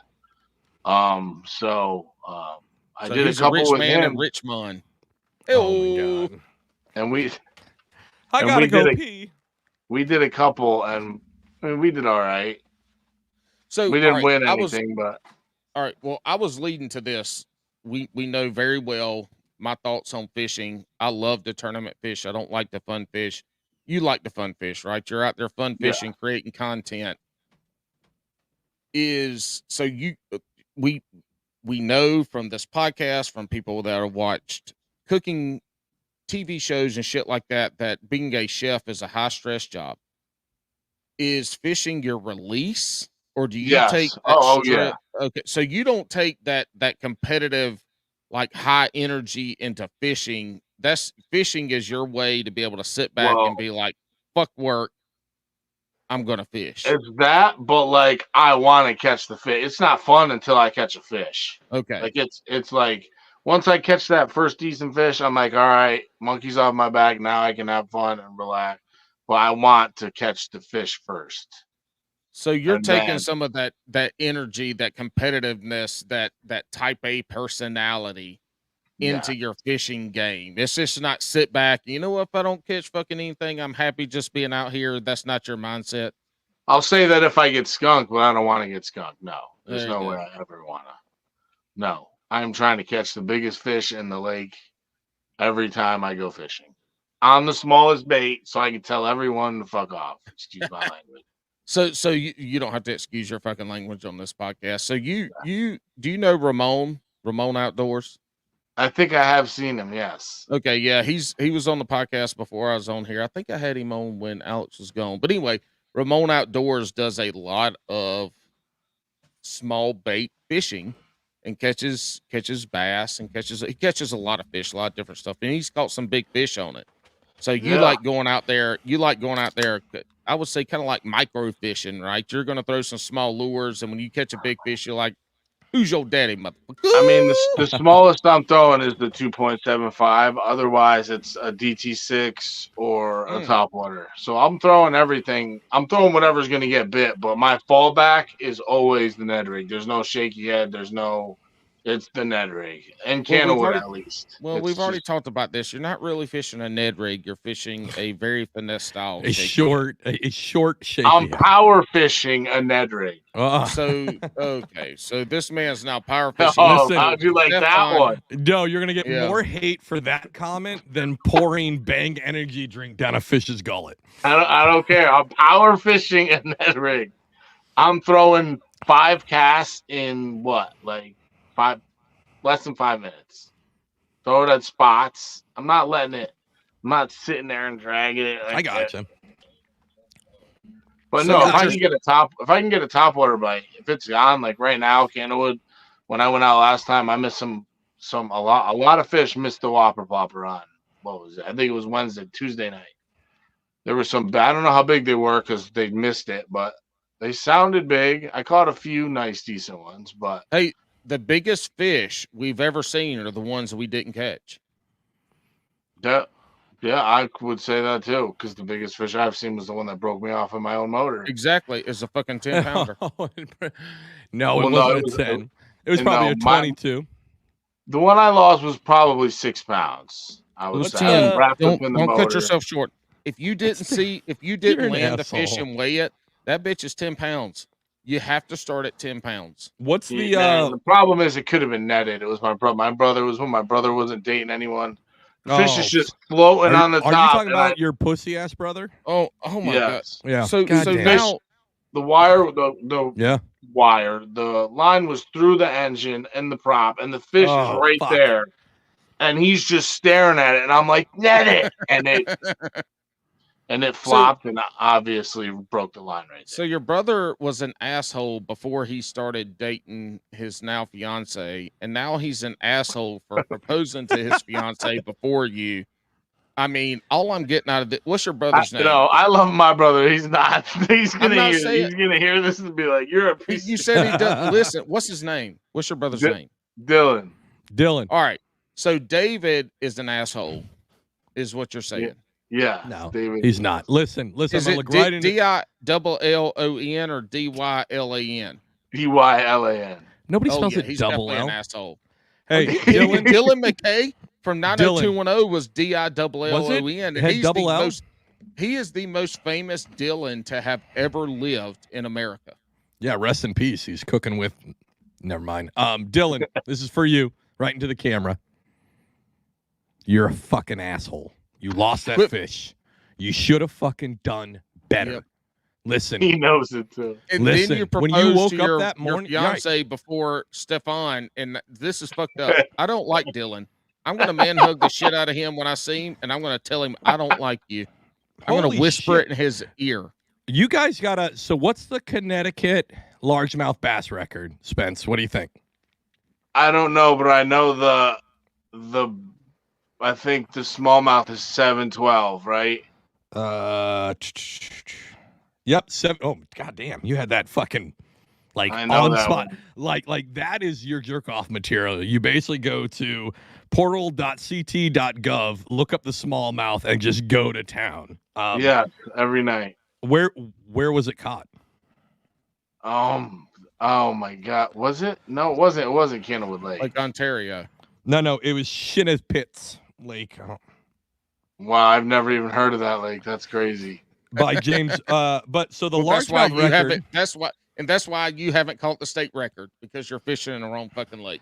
So the largemouth. It's in Candlewood. There's one in Candlewood. It's way bigger than I thought. The largemouth record is 12-14. That's a fucking good bass. That's a fucking monster. That's a and that was caught out of Mashapog. Yes, I know Mashapog. Yeah. What year was that caught? It had to be in the 50s or 60s. Oh, let me check here. Oh, it's just a hair past your mom's asshole. Actually, it was 1961. Told you, 50s or 60s. Yeah. When was the smallmouth caught? That one was old too. The smallmouth was old. I know that. 1994. I like this game we're playing because I feel like Jamie from the Joe Rogan Experience. Like, hey, fucking look this up. Look this up, Jamie. 95. Told you. Yeah, 94. There's some big ones there though. But here's the deal. That's some healthy ass fish. That's way bigger. I think the Jersey one is only a tad over 10 pounds, right? And I mean, we're more south. Obviously, your guys' waters are better, but yeah, that's a 12 over 12 pounds. Is that? I think that's a healthy. Think about it, the northern largemouth are not. They're not growing like they were. Like you have a better chance of catching a state record world class smallmouth now in those northern states than you do. And I would guess from the podcast I listen to and the people I know in that area, it's because of the gobies, and the gobies are deep water and they're feeding on the gobies. But the largemouth aren't like it. This kind of, even with the exception of Texas and Florida and Georgia. I mean, those southern bass in general, you're not catching quite as big as you did back in the day. But also, I got some fucking problems with these 50s and 60s and 70s scales too. Like there's some shenanigans going on back in the day. We got weights, folks. Scales. We got weights. We got weights and fish. No, hey, there's a Halloween costume on now for a cheating walleye angler. Hey, speaking of walleye, it was a while ago on a podcast that we did. I can't remember. And somebody said something about catching walleye. I'm like, ain't no goddamn walleye in North Carolina. I'd be fucking damn if there are stock walleye in a couple lakes here in North Carolina and you can actually catch fucking walleye. They just started stocking tiger muskie at a lake like 15 minutes away from me. Yeah. Yeah, you can thank the Tiger King for that shit. That's a bucket list fish for me. And it's 15 minutes for me, and I still put my bow and candle with every. Would you eat it? Yeah, because I'm a lazy fat fuck. That just no. Hold on. If you caught a tiger muskie, would you eat it? No, but if it's over 38 Why? inches, it's getting mounted. Why? No, but Okay. why wouldn't you eat it? But see, you don't even need to. You don't need the fish. You just take the measurements and pictures, but you still eat it because tiger muskie are gonna die. Correct. I Like, want they just the don't fish. reproduce. I You want to eat it. know that thing's soul is hanging on my wall. I got you, man. No, Well, like I would love is soul in my I belly. got the Palomino, but it's upstairs. The fuck is a Palomino? It's like Is that like the Chevrolet truck / car? No, it's from the gold 80s? trout. It's the gold The trout. gold. It's a gold. It's a gold. It's not because golden trout is a different trout. It's correct. And that's in Cali, right? Yeah, those are out there. Y'all got some. But fucking Palomino is just a golden rainbow trout, basically. Yeah. All right. Oh my god! So it's a fucking rainbow trout. Yeah, with a skin pigment, so it looks like a fucking banana. So not only it's not a rainbow trout. It Alex, is. damn it! Look. You think I'm interrupting you, but you keep talking in the middle of me talking. I'm trying to fucking figure out what the fuck kind of fish y'all got up there. It's not a rainbow trout. It's a golden trout, but it is a rainbow trout. Like, I mean, yes, it's a rainbow trout with a skin pigment problem. Or skin it's an pigment. albino. It's an albino there you go. rainbow trout. No, but y'all just said it was golden. Albinoism is like white. Dude, do I have to get it? No.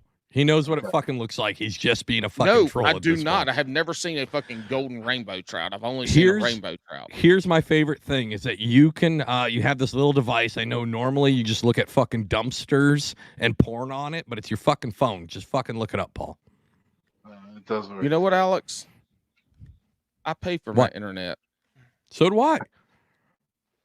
What does that fucking mean? And that's why you're fucking fuzzy right now because you pay for the cheap ass internet. No, I pay for the good one. I'm really upset because it is kind of trash right terrible. now. Yeah. Me. Look, but not only Stefan's on an iPhone 4 in landscape mode, and he's I am not. Yo, you had the number right. That's the most messed up part about it. Actually, it's the Google Pixel 4. Correct. I was about to say. You know how I know it's not because of your video, it's because of your audio. His audio's fine. It's fine. I knew that he was on a shit phone. I knew he was on a shit phone is because when I texted him and I got a green bubble back and I was like, fuck. My girlfriend says she's got the new iPhone 14, the newer one, not the newer 15. Yeah. 15. 14. She's got that. So she's like, just use my phone. I'm like, you know what? I'm not gonna do it just because you told me to. Yeah. Well, I don't know. I mean, this. Well, this when I'm filming videos, this phone's bad sometimes. Yeah. This Google Pixel 4 has really highlighted the canola oil that has bounced off of your face for the last 8 hours. You're very shiny and beautiful. Well, I have the ring lamp here because if I take it away, this is what it looks. It's just all right. I mean, that's not bad. It looks better. I'm still shiny. It's not so much shiny, it's the graininess. It looks like I'm on like a AOL video chat. Yes, this phone is 3 years old now, and I left it under the heat lamp 40 times, thrown it in the fridge to cool it down. Listen, I don't know. I've been shit out of my phones. I'm getting a new one soon. I just don't know if I'm gonna go Google Pixel 7 or if I'm gonna go a new iPhone. Yes. Look, Alex is talking shit about your so Google much money Pixel though, 4. man. Yeah, but Alex you just put that shit on a talking payment shit plan, about your dog. Google Pixel, but this man has like $150 camera on his computer that he's using, and it's working better than mine. And he looks like the guy that hacked into the news stations back in like 1996. I look like the dude from Hackers. I look like fucking Zero Burn here. No, he looks like the Pepsi guy from Back to the Future. I will say for content, like upgrading to that, yeah, there's ways you can make Android phones work, right? I get it. There's apps you can get and there's things you can tweak. But just using like cinematic mode in an iPhone, it fucking works really fucking good. If you look at like for a while there, and they're probably going to come back out because I'm being a lazy creator right now, but those videos are just like me looking and then like a screen full of text, but it's a really crisp picture. That's just cinematic mode, like me sitting in the car or whatever I'm doing, right? But I literally just click one button. Like iPhone gets a lot of shit because they don't like overly innovate, but when they do innovate, it fucking works right. Yeah, well, I've done some videos on her phone, and then I look at them, and I'm like, because dude, I record all those on an iPhone 6, and the quality is better than my Google Pixel 4. Yeah, dude. Yeah. Like, this is the one I leave just recording in the back of the boat at all times. Right. No, they see big money. He got two phones recording. Big money. money. This one was from Paige when she got her 14. So she was like, "Here, use this." I was like, "All right, don't take that. Give me that." I mean, I would say, you can also, I mean, I know it's going to cost some money, but you could just get like a GoPro and flip that bitch into portrait mode. And but GoPro's videos still not as good as the new iPhones. They're not. No, the iPhone is they're insane. It's like the quality's so like on point, and it looks great. I just wish I used it more, I guess. Well, yeah. Alex said earlier that, him sitting in his car because this motherfucker ain't been fishing but once in the last like 4 months. That's not true. I haven't fished. I haven't fished in 5 weeks, which is a fucking long time. And I was all planned. I fished 2 months before that. Yeah. And I fished every month basically, right? In summer. I only got to go out once, and I know that's like some people. That's all they get, right? I'm used to going out like 2 to 3 times a week, and I was supposed to go out tomorrow, but then shit fell apart around the house, and now my whole fucking trip got canceled. So I'm happy to be here, somewhat talking about fishing, because tomorrow I have to go for like fucking oil change, mow the lawn, do all this fucking like stupid adulting bullshit, and it really frustrates me. Also. All right. You just named a bunch of shit that had nothing to do with your house. What the fuck? I mean, you had the tree fall on the house a while ago. Yeah. What's going on now? Like what? No, happened it's still. Yeah, so I have to. It wasn't a tree. It was just a magical fucking hole that happened. But yeah, so tomorrow I have to.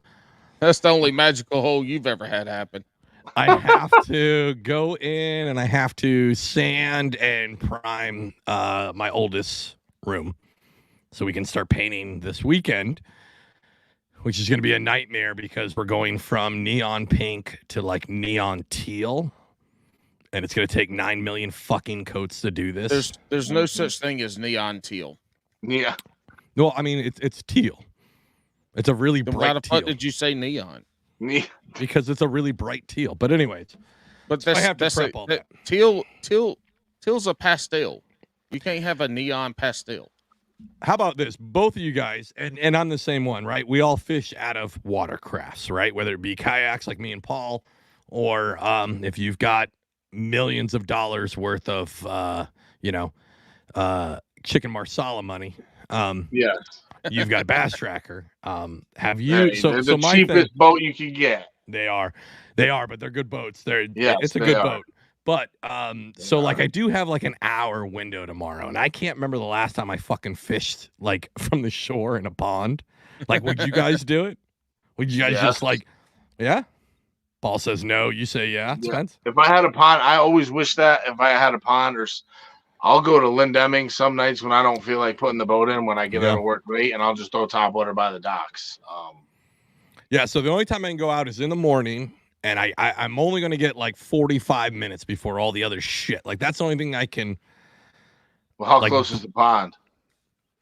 Like 15 minutes away, 20 minutes. And I'm also like, or do I just, or do I just fucking come back home and drink coffee in complete silence in my house because there's nobody in it, which is a rare fucking feat. Yeah. Yo, I'll be right back. Can I just go take a piss real quick? Yeah, dude. Good luck. Yeah, good luck. We edit all this out. Don't worry about it. Yeah. We're not editing shit. Here's one of the biggest falsities that I told myself when I got a kayak. Was that, hey man, if I only have like an hour or two to go fishing, a kayak is so much easier. I can roll up there, I throw it down the ramp, I go fish an hour or two, and I learned really quickly that, like, even though I keep all my shit in my kayak. Except my rods. Everything stays in my kayak. I don't have a trailer or anything. I have to load it. And I realized, if I had an hour to go fish in a bass boat, all the shit's already there. I hook the boat up to the trailer. I roll out to the lake. I drop it in. I park it. I go out there. and I can hit a bunch of shit in an hour in a bass because you can move boat. around. Yeah, right, and absolutely. everything's there. Like I don't have to spend 15 minutes putting the graph on, and 15. It's 15 to 20 minutes to unload it, put the graph on, put the rods in, get everything set up, put the motor on. Even if I didn't have a motor, you got to roll it down, then you put it in there, and then you can really only fish in an hour. You can only fish one or two things, and then you got 20 minutes to get to the ramp, and then you got to load that bitch up and unload everything. In a bass boat, you roll up, you drop it in, you go fish, you come back, you put it on the trailer, you load it up, you take it home. Like one of the biggest falsities that I told myself was that it was going to be less work to fish out of a kayak. No, it's way more. That is completely fucking false. Yep. Yeah, it's more work than a boat. Mm-hmm. It is. Yeah. Yeah, I thought it would be less. You had me there. No, because you got. I mean, again, you got to have because like Paul said, you can leave shit rigged, and even worse for me because you've got a truck, Paul. I got a car talk, my bitch, right? So you have to unload everything. Everything. I have to strip the boat bare, throw that bitch onto the car, keep all and you get a system. And lately, the last couple times, which has like been the last 3 months, I've gone super light, like not carrying a lot of gear at all, like carrying 2 rods basically, a fucking chatterbait and a fucking wacky worm, and that's it, right? You still got to load. Like it still takes time. It still takes a ton of fucking effort.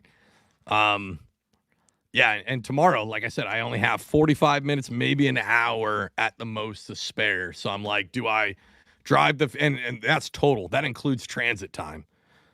No. So I'm like it's going to take you 40 minutes to get there. No, 50. Yeah, there and back. 15. Yeah, no, 15 there and back. So that's 30 minutes. So really, I can only fish for half an hour.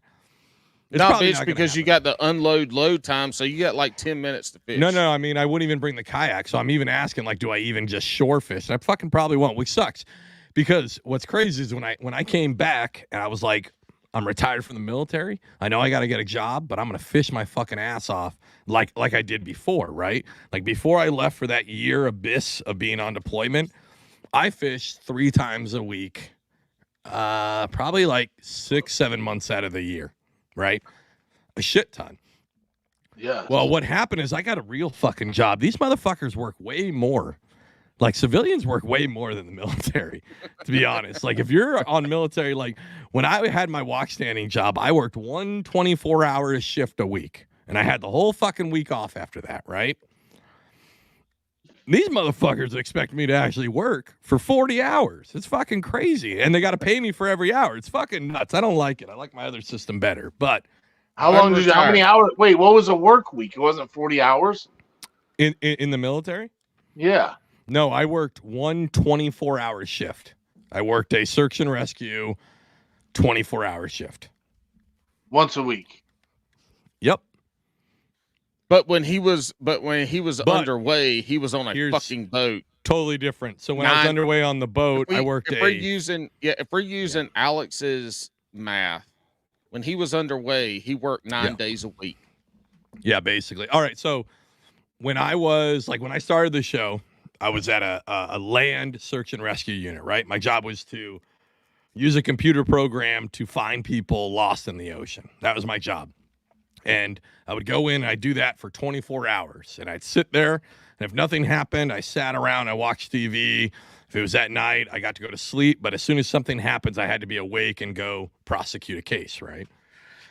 Now, when you're on ships, you work Monday through Friday. You work like a 5-hour day when you're on land, like not underway. But when you're underway, that's you work 8 hours of watch plus a 5-hour work day. So now we're at, and then you're still on the boat. You're at 8 plus 5 is 18. So you're 18 hours. Yep. So you don't do get that. There's no home. You're on a boat. No. Yeah. So you go back to your berthing, you go to sleep for, what are we looking at now? 6 hours, and you just rotate that. And you do that for about 3.5 months. So I've done, in the 20 years that I did, I was at sea for a little over 8 years. So basically how it works is you get your ass kicked underway for 3 years at a time, and then you go to land, and it's cush life, right? So that's like 500 days a year. Thank you, Paul. Thank you. But yeah, so when I got out, when I finally retired, I was like, yo, I'm going to go back to that old thing, right? Because that's what I was used to. Like when I go to land and I'm not on a boat, I only have to work 24 hours a week. That's it. Well, fuck me. My goddamn job makes me work 40. It's fucking bullshit, and I don't like it. But I guess that's for normal folks. You're being a little bitch because Stefan probably works 90 hours a week. And he only probably works 4 days a week. Peak summer, it's like 52. 52. Yeah, but we're hitting winter. Right now in Connecticut, he's getting the apple picking crowd and the leaf turning crowd. And then after that, it's going to be he's working 5 hours a week. Well, see, this year I'm going to help him because they lay me off in the winter. Uh-huh. So, and they have a package set up for me. So I stay there every year because I've been there for 12 years now. So right, I gotcha. What's up? Shut up, Paul. 12. Right. Yeah. My question for this, as a high functioning chef, when you come home, do you fucking cook chicken nuggets and macaroni and cheese out of a box, or do you come home and fucking cook? I eat like shit. Yeah. Yep. I'll fucking eat Chef Boyardee cold out of a can. I don't give a shit. That's the best. That's the best. Does your soon-to-be fiance/wife expect you to cook We're skipping at least all once of that. a week? She actually cooks a lot. Do you critique it? Yes. No. Yes. I will not. I mean, I will always be like, yeah, I mean, obviously I do, and she can read my face the second I eat it if it's not. It's not. I haven't had anything bad, though. There's some weird Polish dishes that, the sauerkraut soup. You talking about language. Alex now? Alex a Polak? I'm not a Polak. I mean, her my mom, wife is. My wife Valia. So we go up there for Valia every year, and then she does the pierogies, and we got to stand while we eat. Do you do the pierogies? Do you do just straight onions on top, or have you delved into my wife's family puts fucking mayonnaise on top? Oh, she's got the oil and onions, and then they got horseradish. Yes. The purple horseradish is the fucking bomb, dude. I do like the horseradish. I do like the horseradish. I want to go back to this is what I picture. Spencer comes home, right? He's sitting there. He's like, okay, I had a long day, Paige. I'd like my meal, and she comes out, and this is the meal coming out, and he sits there and he goes, instantly, I want to let you know, presentation, you could have done better. And she's like, bitch, that is fucking Kraft macaroni and cheese with hot dogs. Shut the fuck up. And you're like... Salt and pepper. Salt and pepper. Does she season her food properly? It better be seasoned. I don't care if it's fucking plain pasta. It better be seasoned. She don't be bringing out no pasta and white chicken, no seasoning. The white chicken. Swimming in water. No, I just picture he gets it right. He gets it, and he's like, the risotto is undercooked. It's bullshit.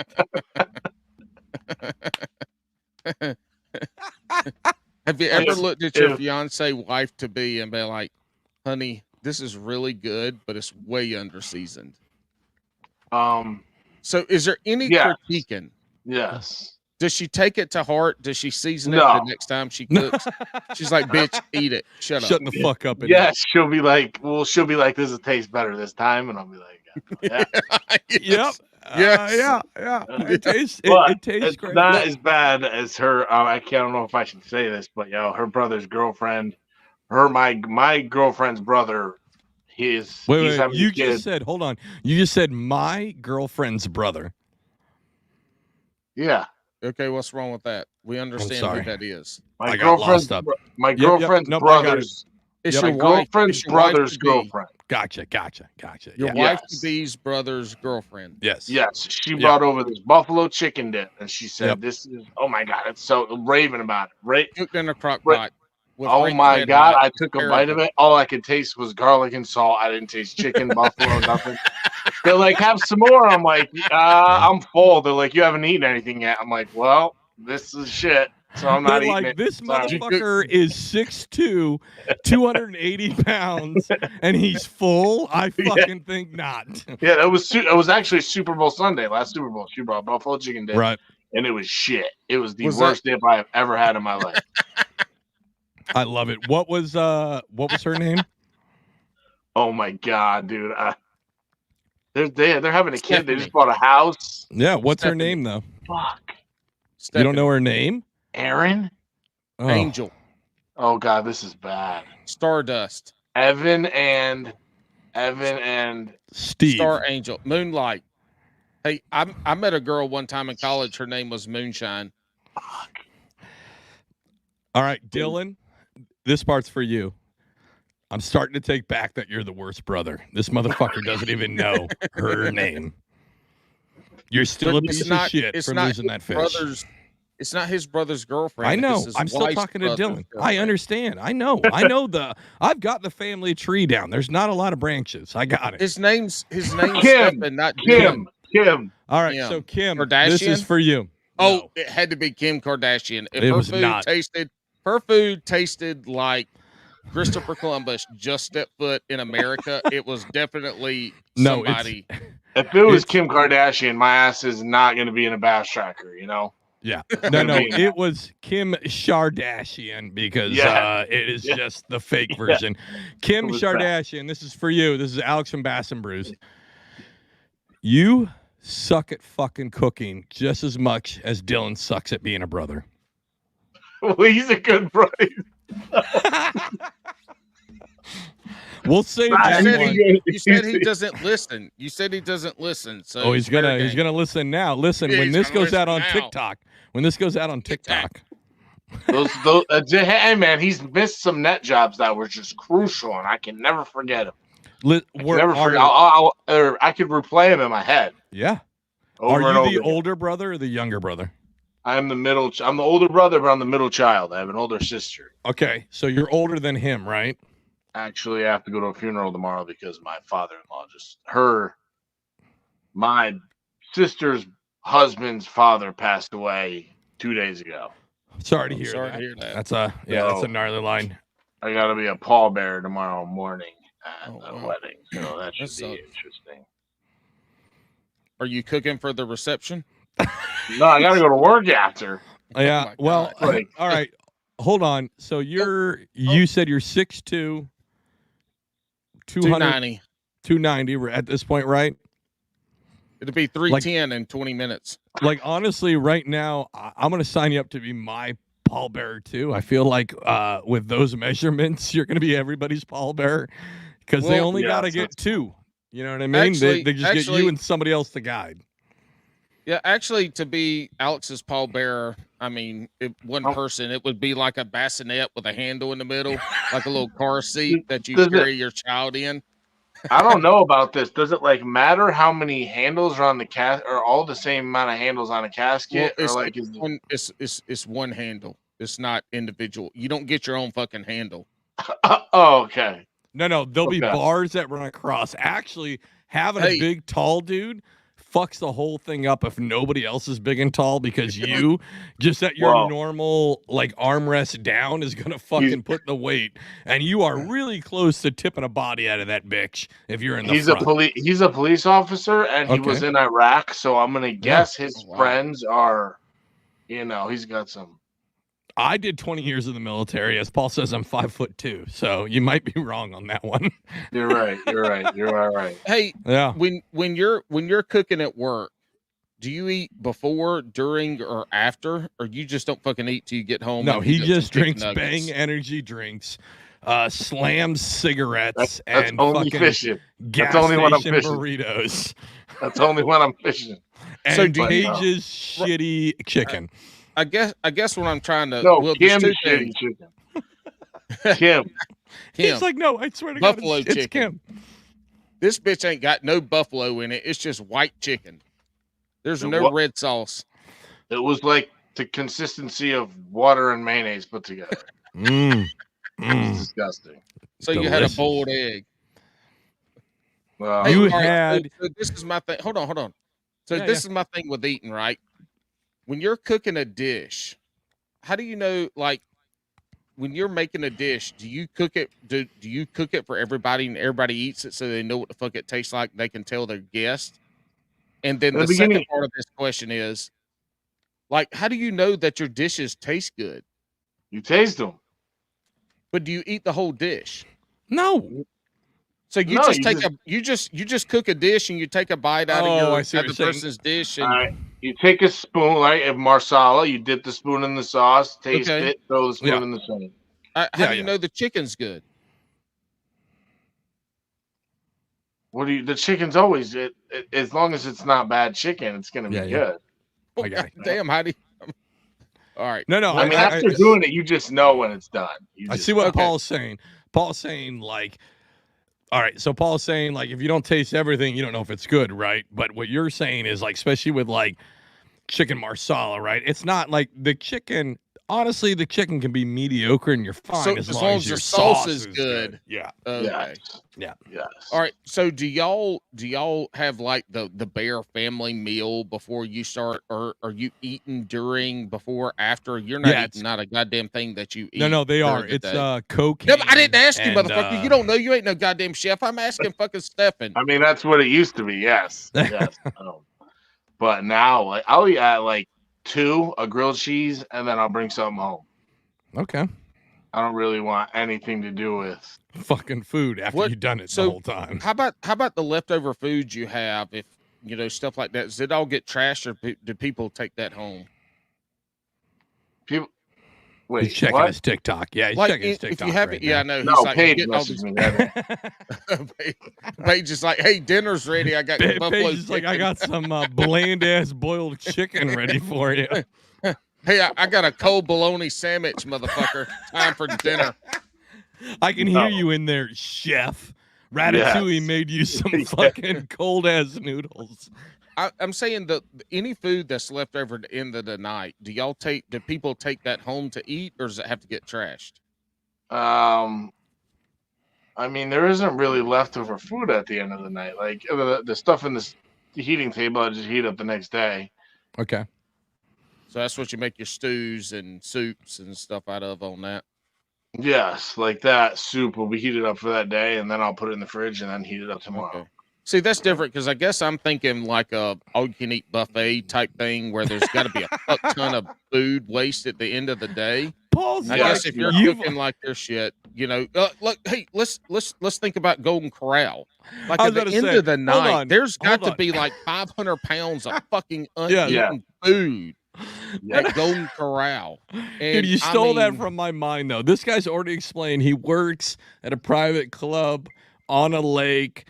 He's doing his thing. He said he's a chef multiple times, and you're like, well, when I went to fucking Golden Corral, they got some fucking crab rangoon that's been out for fucking 10 days. Like, hey, are you telling me, so both of y'all are I don't go to Golden Corral. Both of y'all are telling me that the meat chefs at Golden Corral back there slicing I don't go meat ain't chefs?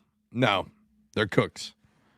If that. They're more servers. Damn it, Alex, shut the fuck up. You said in the both food industry. You I'm said not both asking of you. you. I'm asking the man. You in asked the me. Industry. I don't fuck know. you. Well, I misspoke. So it's like calling the guy at Applebee's a chef. He just throws food that's in a bag in a boiling water, and that's it. My brother-in-law was a cook at Olive Garden, and I used to love Olive Garden because like that was a nice restaurant where I grew up. Like when we went out to eat, we ate at Olive Garden or, you know, Outback. Like those were the nice restaurants. Yeah. And when I met my wife and her brother was talking about him being, you know, a cook at Olive Garden, he's like, yeah, all the sauces are in the bags and you just boil noodles and you put the sauces in this hot water. And I could be fucking this up, so don't chastise me. But in general, it was the sauces were in bags. You heated them up. You boiled noodles and you poured that shit over the noodles, and they were like, here, all you can eat fucking bread and noodles. Chicken marsala. They don't have chicken marsala at yes, they do. Yes, they do. No, they don't. Yes, they do. Yeah, they do. It's fake Italian. Yes, wrong. they do. Look at the menu. Look at the menu. Listen, we've been at this for a good amount of time. We're about ready to get to the only scripted part of the show. This is going to be fucked up if he doesn't answer these food questions right. Like, I'm really going to be upset. I can't wait. I mean, I'm going to be upset if he doesn't do this shit right. And matter of fact, when I come up to Connecticut, if I don't do it right. Okay. When I come up to Connecticut, I'm going to cook him Southern meals. I'm going to man hug the shit out of him, and we're going to have cook-offs. And then marry him. When you go to a barbecue, are you eating pulled pork and beef? That's not the question. Eating hot dogs and hamburgers? Wait, Paul. If your brother-in-law says to you, "Hey man, we're having a barbecue this Saturday," wait, which brother-in-law? What are you eating? Pulled pork. So barbecue is like barbecue, and when you say like when I was a freshman in college at UNC, which is in North Carolina.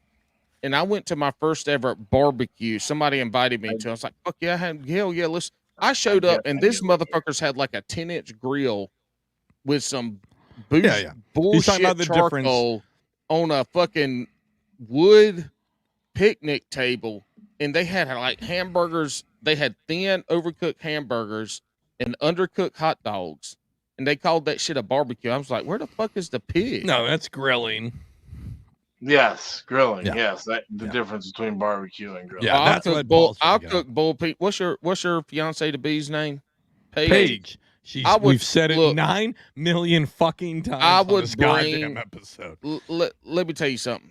I'm gonna. And it's not even a new name for him because we had Paige for the love of trees on the fucking show. It's the same. It's spelled the fucking same too. Yeah. Like I knew your fiance's name because I saw it on your fucking comments, and he still can't fucking get it right. So I'm gonna show up. I'm gonna man hug the shit out of you. I'm gonna bring some boiled peanuts, and I can promise you, if you ain't married, y'all gonna have Well, after Paige eats these boiled peanuts, y'all gonna make a baby. All right. I'm always down for food. On that, I'm always down for food. On that note, we are about ready to do the only scripted portion. I've got to get all my bullshit out now because Alex can't end the show before the shotgun round. And so I've learned. See, this motherfucker has. This is Pavlov's I'll end it. Dog. Fuck it. I won't. This is Pavlov's dog at its best because Alex has trained me to get all my bullshit out before the shotgun round. Because after the shotgun round, he'd be ending this shit in the middle of my dialogue. Yeah. Well, excuse me, my monologues. Dialogue. Yeah. Anyway, hey, how do you say the word OIL? Oil. It doesn't matter. Guess what? We're doing the shotgun round. It's called oil. He took.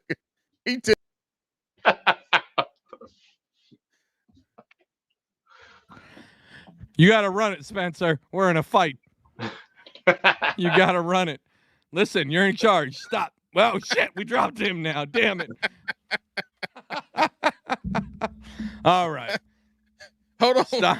Hey, did you think you were coming on a real podcast tonight, or did you think you were coming on fucking a debauchery of bullshit? I mean, I've listened to it before, so. But there's a difference. Hey, what's the difference in listening to it and that's a good question, actually. Yeah. What's the difference in listening to the podcast and being Is there any difference? Yes, there's definitely a difference. You're an idiot. See, he's pointing at Alex first. No, he's pointing at you, Paul. No, that was just that. No, I don't really think it's that big of a difference. I mean, you guys are awesome to talk to, bullshit with, so. Well, we dig it. It makes my heart feel good. It does. All right. You know what else makes me feel good? If we get to this goddamn fucking shotgun round. Let me do the goddamn line. Thank God Alex didn't try to name it a different damn name. Listen, we are about ready to get to the shotgun round. The only semi-scripted part of this show. You are either going to get the highest heights and become a serious angler, or hit the lowest lowers into the dark waters. But before we get there, motherfucker. I want to give you an opportunity to shout out anybody you'd like to shout out other than Dylan. Other than Dylan. Yeah. With 2 L's. Well, rest in peace, Peter Hayes. Obviously, I got to say that one first. Paige. I don't know if next year. Yeah. And my family, that's about it. I mean, everybody else I love, like Paige, For the Love of Trees, Wild Tactical Fishing, J Bros, the Bass and Brew podcast. What's on your hat, bud? Monster Bass. Oh, yo, I am so slow.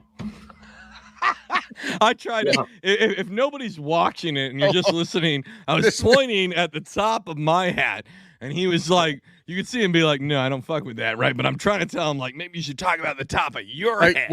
We're 2 hours in. We're 2 hours in, and Stephanie goes, "I'm so fucking slow." Anyways, yes, Monster Bass. I do like Monster Bass. I know what people say about subscriptions, but I went out and I bought their rod. I actually bought it before they started sending me boxes to try it out, and it's been a great spinning rod. So I can't really say anything bad about them. Sometimes you get some hit or miss baits, but that's what you get with those subscription boxes. They're not going to be perfect, but now they're coming out with their own baits, so which is pretty cool. Hey, whatever, in all seriousness, whatever the fuck gets you out on the water, whatever rod and reel combo you got to use, whatever fucking matter. Look, subscription boxes, a lot of people talk shit about them, but it's people talking shit about them with the guys that have been fishing for a long time, that have a lot of gear, that have sponsorships, or they get discounts, or whatever it is. Yeah. But man, you think about it, when you got somebody fishing off the bank, you got somebody just going into fishing, those fucking subscription boxes are a wonderful good way for you to get so many different things to try, and lures that you're unsure about or you don't even know to get to try. So like there's a reason those subscription boxes do so well. You know, the Dark Horse Tackle guys were on ours, and they focus on the small bait creators. You can't talk about another fucking subscription box. It doesn't matter to talk about what the fuck I want to talk about. It's Bass and Brews, and we ain't sponsored by a goddamn motherfucker on here. I'll talk about whatever the fuck I want to talk about. But in general, like those people talk shit about those subscription boxes. It is what it is. But man, you get motherfucker. Listen, I've got lures I don't use, and you know what I do? I've got some folks that I went to school with back in the day whose kids fish on some high school teams and stuff. You know what? I when I can, I will send them shit that I'm not using or stuff that I have extras on, because I grew up that way. I grew up with people giving me nice rods, you know, giving me lures and shit to try that I would have bought on my own. I wouldn't have known about, wouldn't known how to use. But man, getting those, fuck, y'all gonna get me on a tangent. It's too late to be doing this shit. But anyway, get that shit. Look. Get the fucking lures you can get to fish with. Get the shit you can put on them and throw and roll with it, Hoss. And then also, since we're plugging other boxes, Monster Bass is actually a really good box. As somebody who grew up fishing off of YouTube, because I did it later in life, especially bass fishing, specifically actually bass fishing, they're great. But Dark Horse does have a leg up, because every box you get, if you use code BABCAST, you will get an additional $10 surcharge, because they will send you a can of black beans. So make sure to use coupon code BABCAST, so you can spend more money than everybody else, but you're going to get a shitty sandwich protein. But on that happy note, we are going to get to the world famous shotgun round, brought to you by Bass and Brews, the #1 podcast in the Panama Canal. Here's what we need for you. We're going to send out some rapid fire. Love it. I like that one even better. Now he's just clicking all of them. Anyways, we're going to. All right. We're going to. Wawa remix. Giddly whoop de whoop. One more. Oh, oops. I already played that one. All right. Go ahead, Alex.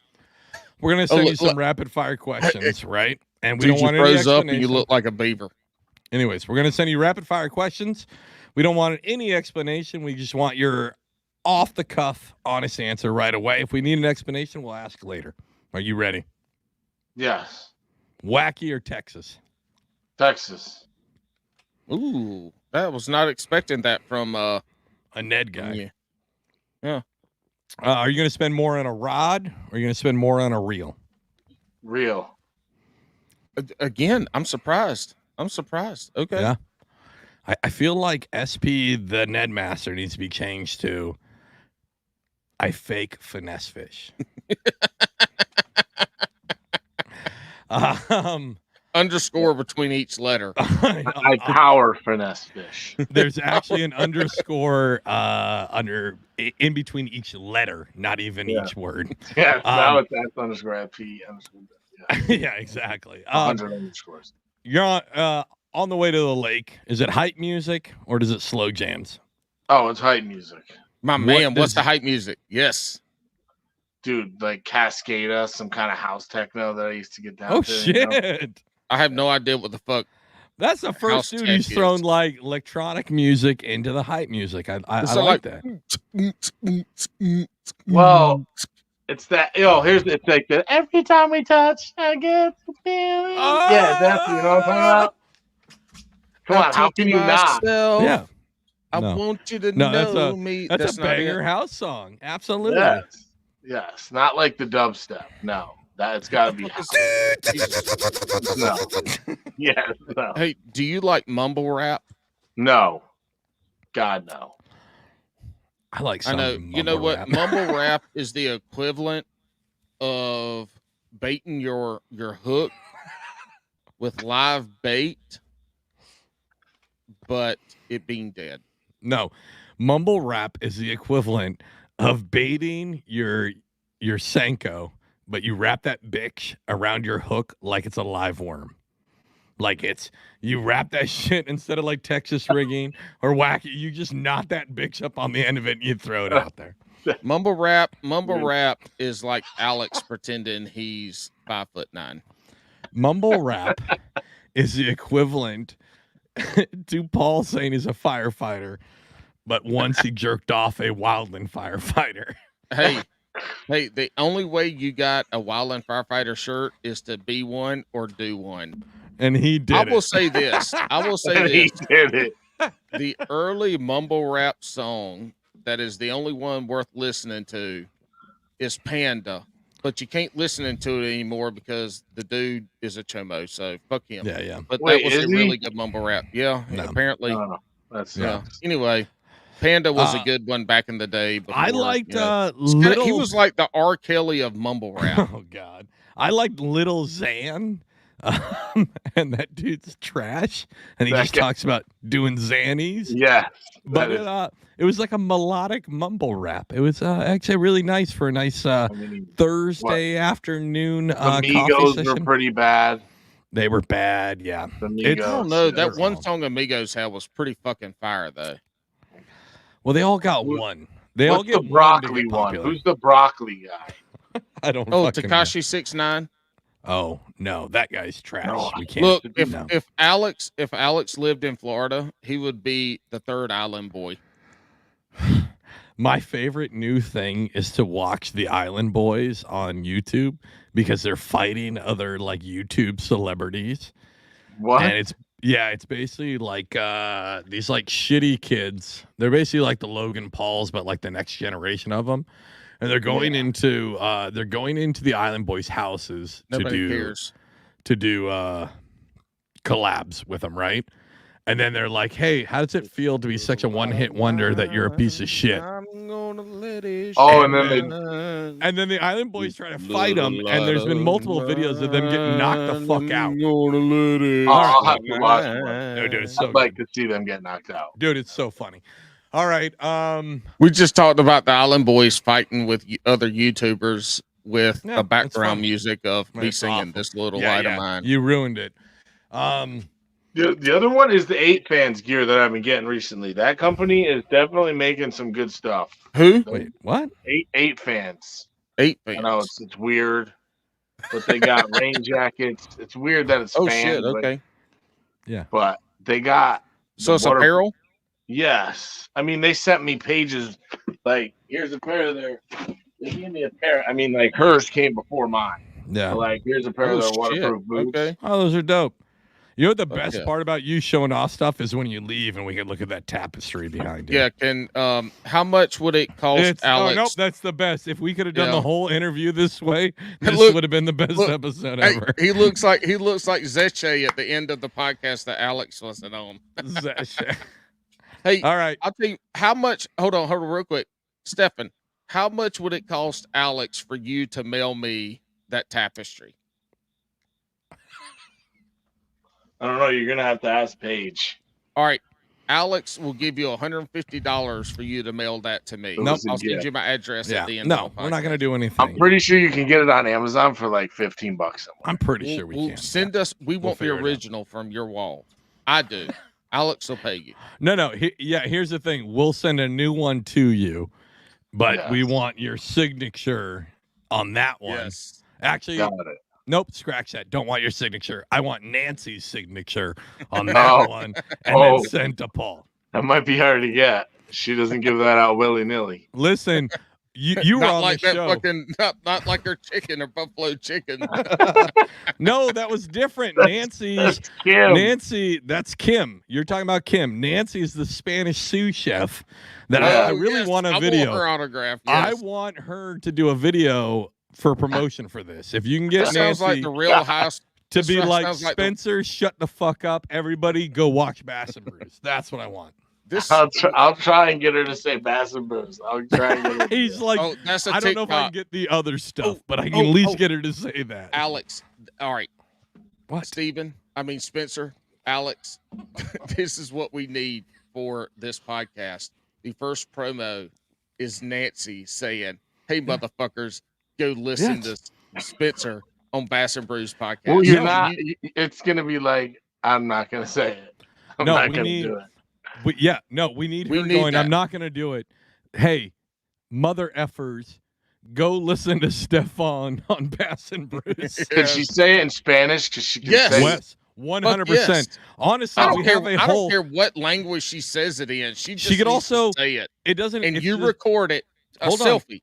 It doesn't even have you and her recording it. Her saying, "Listen, motherfuckers, go listen to Spencer on Bass and Brews podcast and send it to Alex so we can promo it." Honestly, if she's not comfortable doing video, she could also go to, and just like anybody else, can go to 609-798-1432 and leave a voicemail, and we will absolutely feature all the voicemails that come to us. Hey, speaking of that too, Alex, we talked about this. We haven't done a good job of doing it. Y'all go leave us a 5-star review on Apple Podcasts or anything like that. But what we want you to do, leave 5 stars. Be as mean as possible. Write the worst fucking review that you can. Yeah. Apple Podcasts is the best because that's where like 88% of our listeners come from. So 5-star review, but then write the worst review you know what, Paul? can write. And we will call you out. We will name fucking read you. We will read it on air. Absolutely, Paul. You're right. As long as it's 5 stars, right? But other than that, it has to be go 5 stars. full ham, and I will read you out every week as they come in. Hey, and look, here's the deal. A lot of people think that doing the reviews on Apple Podcasts help boost you through an algorithm or something, but Apple even says that it does not help. This motherfucker's over here chewing on a damn TRD, a mega TRD. Yep. He's just trying to get through this episode. Shut the fuck up. Look, Paul, hurry the fuck up. Jake. He's like Jake. God. He is. All right. Well, don't chastise me. You fucking just took this question off. Anyway, all right, what's next? Crocs or flops, Spencer? Oh, I wear both, but I'll go with Crocs. My man. Hey, dudes, have you ever tried to run? Oh my! I like my Hey Dudes. I was about to say Hey Dudes or Crocs then. No. Oh man, I still think I gotta go Crocs though. My man, all right. Hey, have you ever tried to run full speed for a net in Crocs? No, because no sane person would, besides Paige, lover of trees, ran in her Crocs to get a net. I just saw that video. Yeah. Do you know who else wouldn't run full gear for a net? Dylan. Dylan wouldn't run full gear for a net. Though. When he netted that palomino for me, he ran into the pond chest deep for me. He did. But then he lost state record bass in the boat. Yes. Not only did he lose a state record bass, he also lost a brother. Yep. Just wait for that best man speech, Dylan. Just wait. I think that Stefan has lost a brother after this episode when he proposes and gets married at the altar of his brother's at the altar of his brother's wedding. All right, let's get into some food questions. Spencer, do you eat largemouth bass? No. Okay, well, that's fine. Do you eat? How would you cook a largemouth bass? Lemon, garlic, butter, and tinfoil. See, that's why you don't everything. eat largemouth bass. No, Right there, that's fine. Because the only way to eat largemouth bass is fucking deep fried, and you can deep fry it whole, or you can fillet it and deep fry it. But when you I would just do it the way I do my trout. Yeah. Well, see, that's the fucking problem is people try to cook fucking largemouth bass like they're cooking trout or salmon. Well, I don't cook largemouth bass anyway, though. So. Well, but that's why, because you fuck it up. You got to deep fry that. Well, I don't want to kill them. I want them to grow so I can catch them when they're bigger. But if we do not start eating more of the smaller largemouth bass, the bitches ain't gonna grow. He does have a point on that. The bass. He does have a point on that. Well, I don't think there's ever going to be a shortage of people that eat them, though. Correct. But there's enough trailer trash in every state. There are way too many few people not eating largemouth bass. Bass in general, largemouth spot. Like smallmouth, I could never do it. I could never. The best is when you give them a nice, butter reduction. That's why they call them bronze back, because they taste delicious. This motherfucker ain't never reduced a stick of butter in his life. Don't listen. I have. But I've never even caught a smallmouth. You probably just trying to make a joke you don't about reduce butter, motherfucker. You burn it, is what happened. Yes, there's burnt butter is a sauce. You ever had it? Oh my gosh, delicious! Yeah, but that's how I cook all of my broccoli. Burnt butter is 2 sticks. Right. Hold on. No, Paul, you were trying to shit on me, and now the chef is agreeing with what I'm doing, and now you're trying to suck his dick about it. Nope. Yeah. Nope. Not. Nope. It's enough. It's enough, Paul. We're done with you tonight. He's still talking. You did it. All right. You're on a 5-hour fishing trip. Would you rather catch 5 2-pounders or 1 7? 1 7. See, thanks, Dylan. You fucked up his dream. Dylan lost the 7-pounder you had. Yeah. Hold on, right here, real quick. Dylan, if it wasn't for you, he'd be SP, the big hog catcher. I could have the Connecticut state record right now. It could have been over 7-12. But now he's the Ned Master. Yeah. Now he's the Ned Master. You want to know why? I rated myself to the Ned rate. Because SP, of the Connecticut you, Dylan. record holder for largemouth bass, but Dylan couldn't net it. He went shoulders deep to catch a fucking rainbow, albino, fucking rainbow trout. But then he couldn't net. He froze up. State record with it sitting there belly up at the motor. Listen, Dylan, when it was game time, you froze up just like you did in life. We're over it. We're done. Dylan's gonna look into kids later. Yeah, I do love you, Dylan. Though I hope Dylan watch. You know what, Dylan, I love you too. I hope you watch this show or listen to it. It's all in good fun, except for that you ruined your big brother's chance to be famous for catching a fish because you fucked up as a person. Yep. And now he's on Bass and Brews podcast. But Dylan's the best friend I never met. Yeah. All right, Paul, did I get through all? Oh no, hey, more food. Spencer, have you ever eaten beaver? Which kind? No, you tell me. Have you ever eaten beaver? We're asking the question. I've eaten the animal, the I guess like the mammal. They're both mammals, motherfucker. Wait, they're both mammals. So which? They both have fur. Yes, I've had beaver. How'd you prepare it? Raw. Like there it is. Shout out to oh my God, Podfish and VA. It's raw like sashimi instead of a side of wasabi. It was a side. Ooh, instead of a side of wasabi, it was a side of yeast. What? No. Hey, what do you guys call a spicy beaver? We call it spicy beaver down here in the Carolinas. What do you guys call a 300-pound woman with a yeast infection?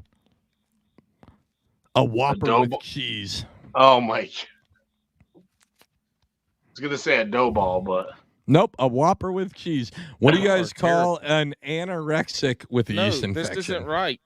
This isn't right. A quarter pounder with cheese. That's terrible. These are terrible jokes. They're not even funny. All right. They're mean and they're not funny. I think we got through all of them. We're going to get to the most important question. The Brewski community is a loving, wonderful community. But this question here is what they're going to judge you the most on. And look, you're going to get judged more than probably anybody else that's ever been on this show because you actually know what food is. So if you fuck this up, you're going to you're never going to live this down. Okay, I'm ready to fuck it up. Every great fisherman loves a sandwich. Angler. Sandwich. What are your top 3 sandwich proteins? Sandwich proteins. Peanut butter. Yeah, my man. Okay, that works. This motherfucker says beans. I'm writing. Roast beef. Okay. Fuck yeah. And give me some of that, that buffalo. It's like deli. It's like buffalo chicken from Nicole. Buffalo chicken. That Nicole cooked for the Super Bowl. That shitty buffalo dip. Is that what you're asking for? Yeah. It's the one you had to squeeze all the juice out of and make into a hamburger and put on a hamburger bun to eat. Yes, like that. It could be beef, though. Beef would be up there, too. Just a hamburger. Oh, hell yeah. Hell yeah. Look, if your family listens to this podcast, you're fucked. Your family is going to hate you for the rest of their lives. Yes, I know. Listen.